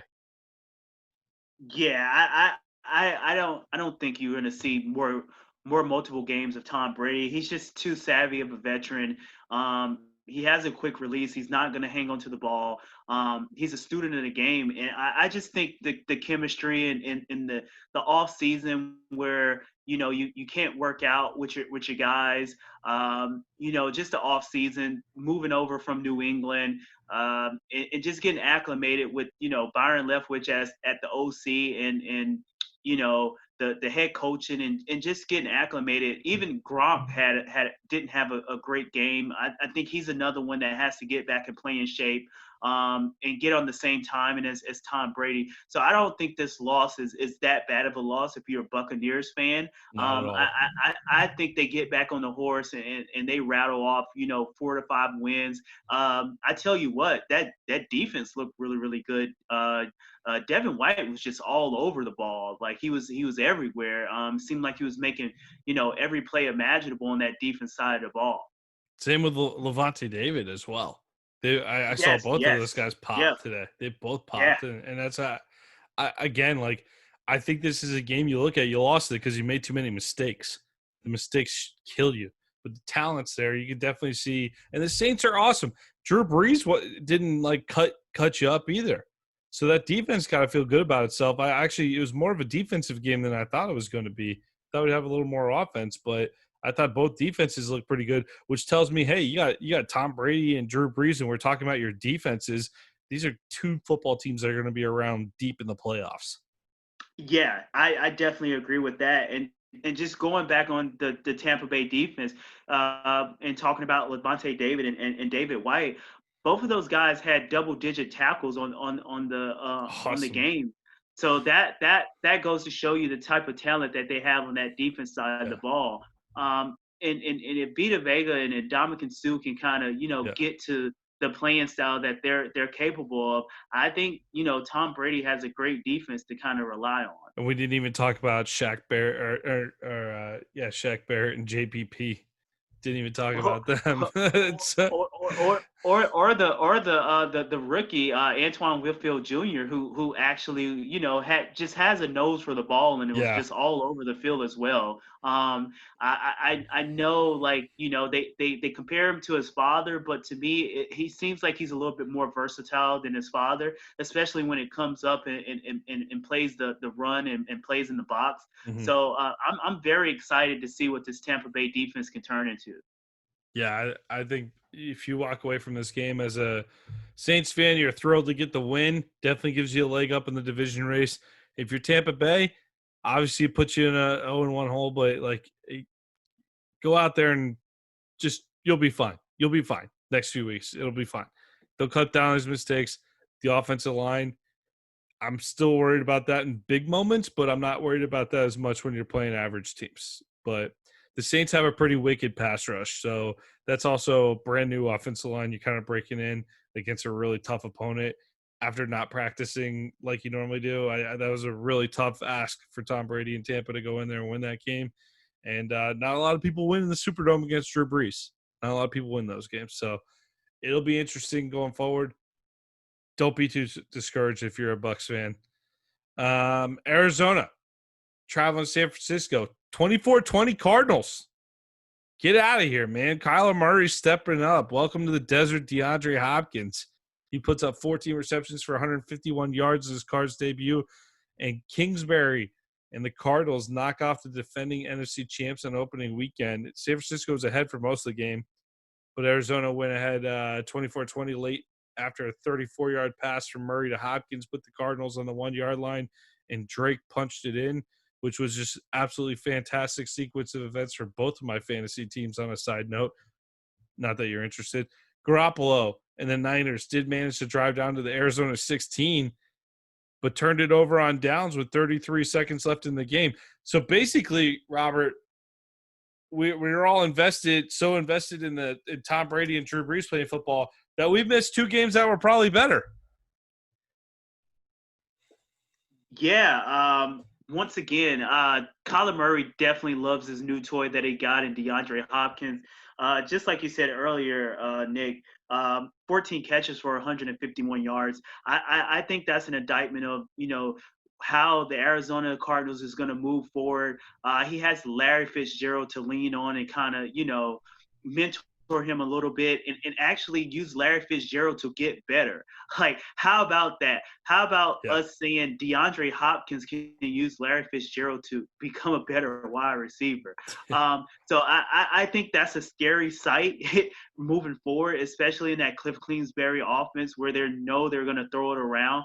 And Kyler Murray, once again, he can just using his feet and just extending plays and just, and also Kenyon Drake. How can we forget Kenyon Drake? He kind of sealed that game with a big Hopkins pass, and he kind of punched it in. So with that being said, I think DeAndre Hopkins, this was DeAndre Hopkins' game, and this was DeAndre Hopkins showing, the league, like, hey, I am the number 1 receiver in the NFL, and hey, just sticking it to the Houston Texans, saying, hey, you shouldn't have left me, and he's grateful being in a new position. And Kyler Murray, everyone talked about would it work, knowing that the type of quarterback that Kyler Murray is, but I think Cliff Kingsbury is making it work, and I think DeAndre Hopkins is just that talented of a player. No matter who he has back there at the quarterback position, he's going to make it work, and he's going to produce. We've seen that, year in and year out, with DeAndre Hopkins, and he's just a talent. And I think he helps that offense tremendously. And, Kyler Murray and the Arizona Cardinals could be a dark horse, to make a playoff push. I was going to ask you this, Robert, because I think they're a lot of fun to watch. I think they're definitely on my radar now to watch more on some NFL Sundays. Like, I want to know what they're doing. I want to watch them a little closer. I'm definitely going to go back and watch this game in full. But big win for Arizona here. I'm just kind of taking it in a little bit because the Niners were so good last year. And I know you mentioned George Kittle. George Kittle did go down in this game, correct? Yeah, he did go down. And once again, I think the 49ers is once again going to be back into the conversation, that playoff that playoff conversation. But once again, they just have so many losses on the offense side of the ball. Deebo Samuel didn't play. Yeah. The rookie Brandon Ayuk out of Arizona State didn't play. So a lot of deficiencies on that offense side of the ball when it comes to San Francisco, especially at the receiver position. You have Emmanuel Sanders that leaves and goes to the New Orleans. And we know we have that running game with Mostert, Tevin Coleman. But however, once again, they're definitely missing those weapons on the outside, and Jimmy G is struggling a little bit. We've seen that, and that 49ers defense is going to have to play out their mind in order for the 49ers to kind of get back. And I think that 49ers defense might wear down in close games moving forward throughout the season. It'll be interesting to see. I mean, this was a team that had a lead in the Super Bowl against the Chiefs. Like, there's that thing with the Super Bowl loser where they have trouble the next season. That's kind of like a typical storyline.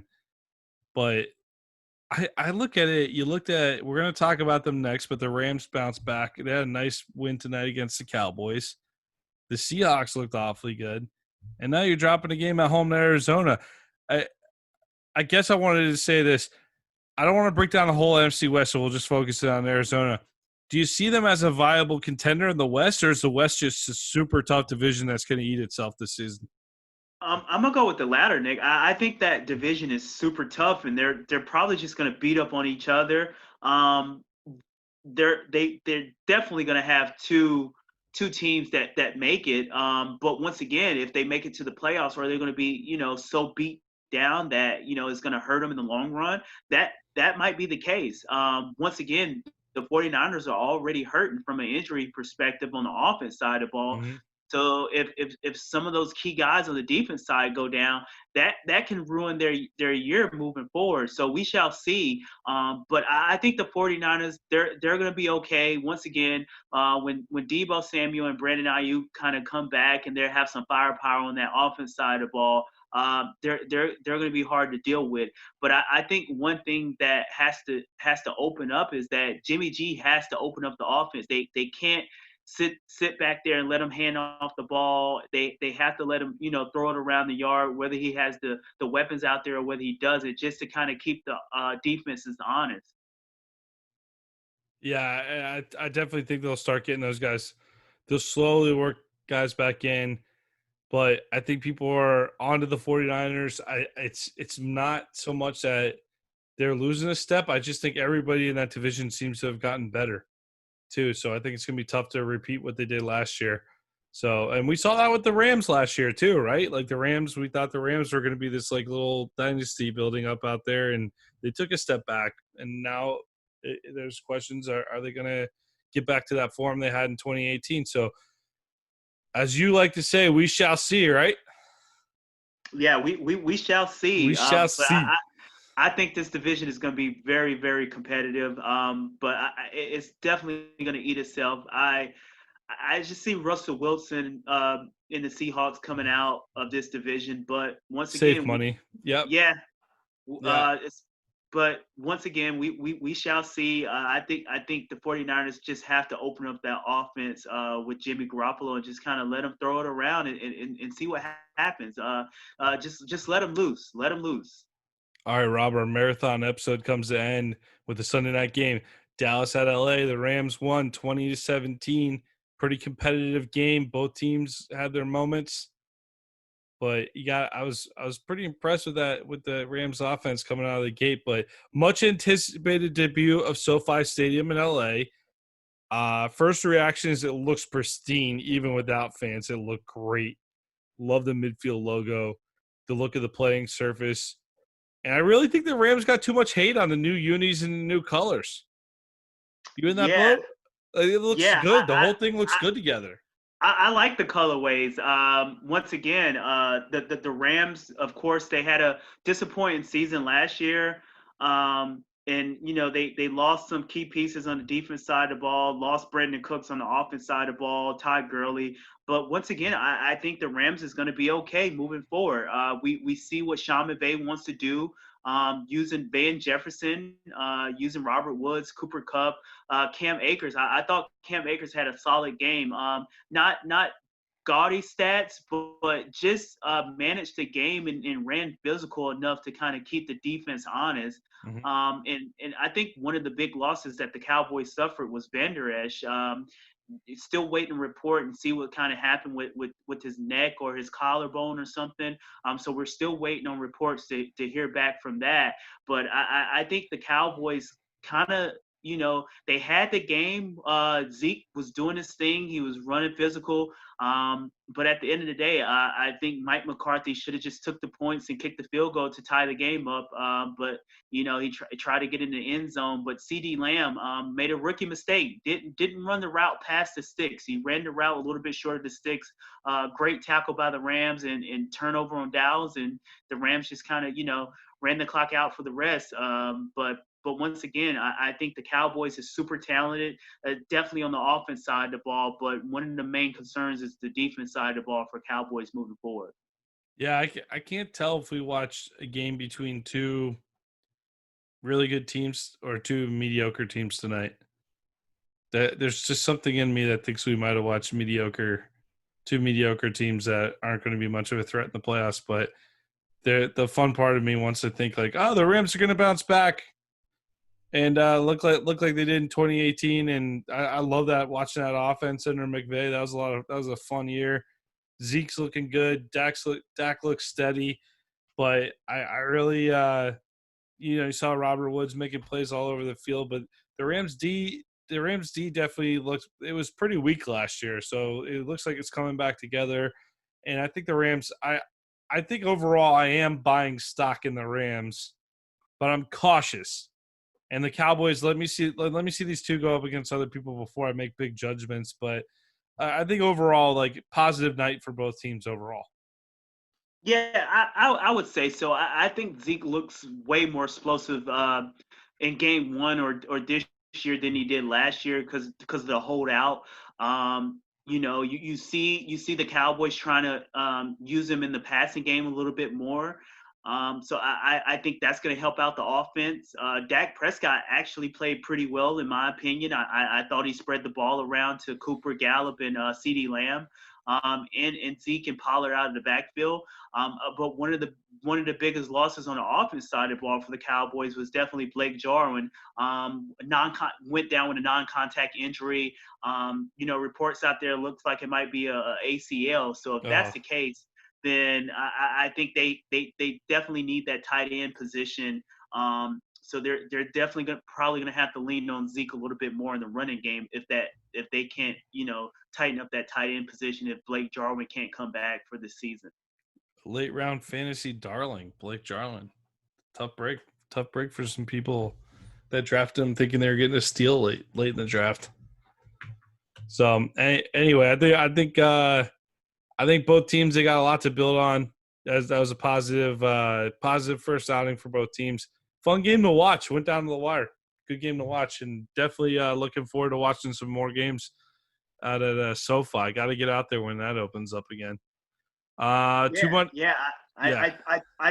thought we were going to head for overtime, Nick, but once again, just like I said previously, Mike McCarthy decided to go for it.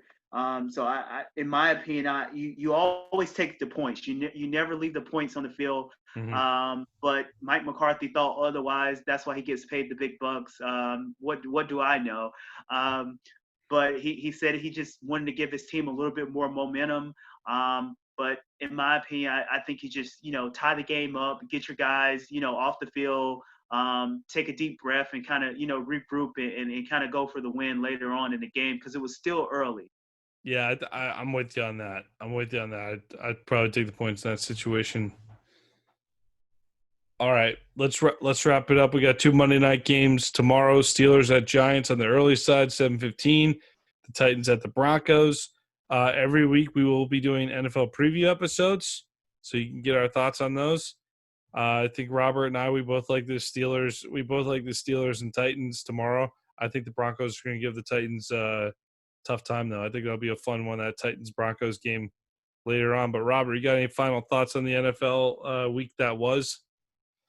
A great week. Once again, we talked about the normalcy of everything earlier in the podcast, and I was just so happy just to kick back on the couch and just kind of relax and watch all the games and just kind of like have football back again. So I was definitely excited this weekend, and I just can't wait to continue to watch football moving forward.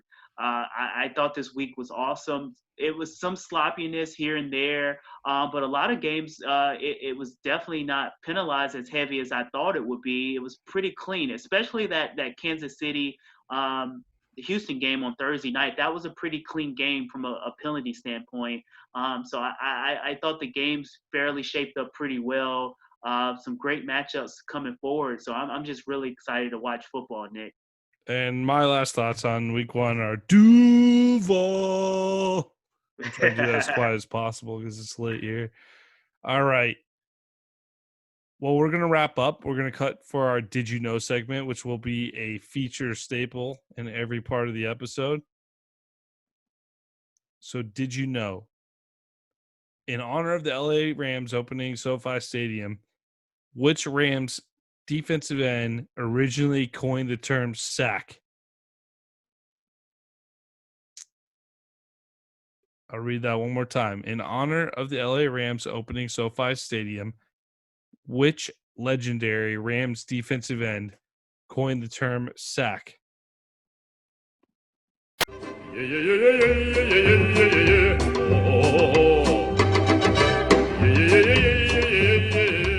American Football Stories is brought to you by Coach Paint.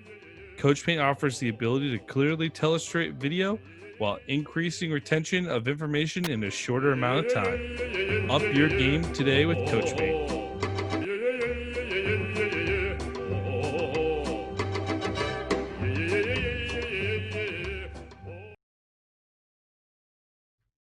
To repeat the question, in honor of the LA Rams opening SoFi Stadium, which legendary Rams defensive end coined the term sack? And Robert, now that the audience has had time to think, I'll give you a guess, and I will give you one hint. He's a Hall of Famer. Yeah. So, and audience, I just want you to know, Robert and I, we will compete at this, and we have a strict honor code policy on Google. Yeah, so I'm gonna let you know the first name that came to my mind. I kind of ran down, the history of the Rams organization and said, hey, who's considered a great defensive end that could coin the name sack? And the only name that I could think of is Deacon Jones. You nailed it. You nailed it. Yeah. So that was the only name that kind of jumped out to me. But yeah, I didn't know that, but that was the only one that I can say, hey, maybe it is Deacon Jones, because he used to rack up so many sacks. But if they tracked it. Yeah, and that's the thing. I don't even think they were counting sacks when Deacon Jones was playing. I could be wrong though. So he did coin the term sack. Class of 1980 Pro Football Hall of Fame defensive end Deacon Jones did coin the term sack. He cannot be found on the record book because the sack did not become an official stat until 1982. So according to research done by Pro Football historian John Turney, Jones amassed 173.5 sacks during his NFL career. And don't even ask me how that research project was done. But yeah, that was probably a hard research project right there. Yeah, not a lot of film and a lot of Deacon Jones games, I imagine, but maybe they had some old coaches' film tapes or something. Who knows? But, Robert, you get 1 point, so you're beating me 1-0 in the Did You Know segment. And I want you to know that I gave you a friendly hint, and I expect friendly hints in return.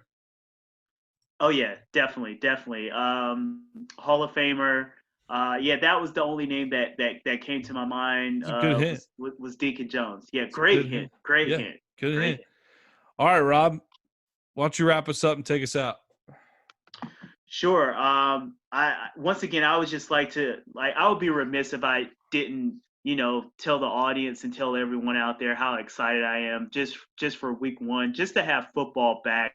Yeah. Whether it's, on the pro level, the collegiate level, one of my favorite sports to watch and one of my favorite sports to play growing up. I was just so excited this weekend just to kind of kick back and chill, just kind of get away from work and just kind of watch football. Regardless if it was fans in the stands or not, I just think the NFL did a great job of pumping that noise out and just moving forward. I'm just so excited moving forward. We got 2 Monday night games tomorrow night that I'm definitely tuning in. And I won week 1 in fantasy. So it's been a great week on the football landscape for me, Nick. Nobody cares about your fantasy win, Robert. That's rule number 1 of fantasy team. Nobody cares about your fantasy team. So with that being said, Nick, I'm going to just read us out. And so once again, thanks for listening to American Football Stories. We are powered by Coach Paint. Please beef up your scouting clips with Coach Paint, and please follow us on Spotify, YouTube, Twitter, and rate us 5 stars, and tune in to next week's episode.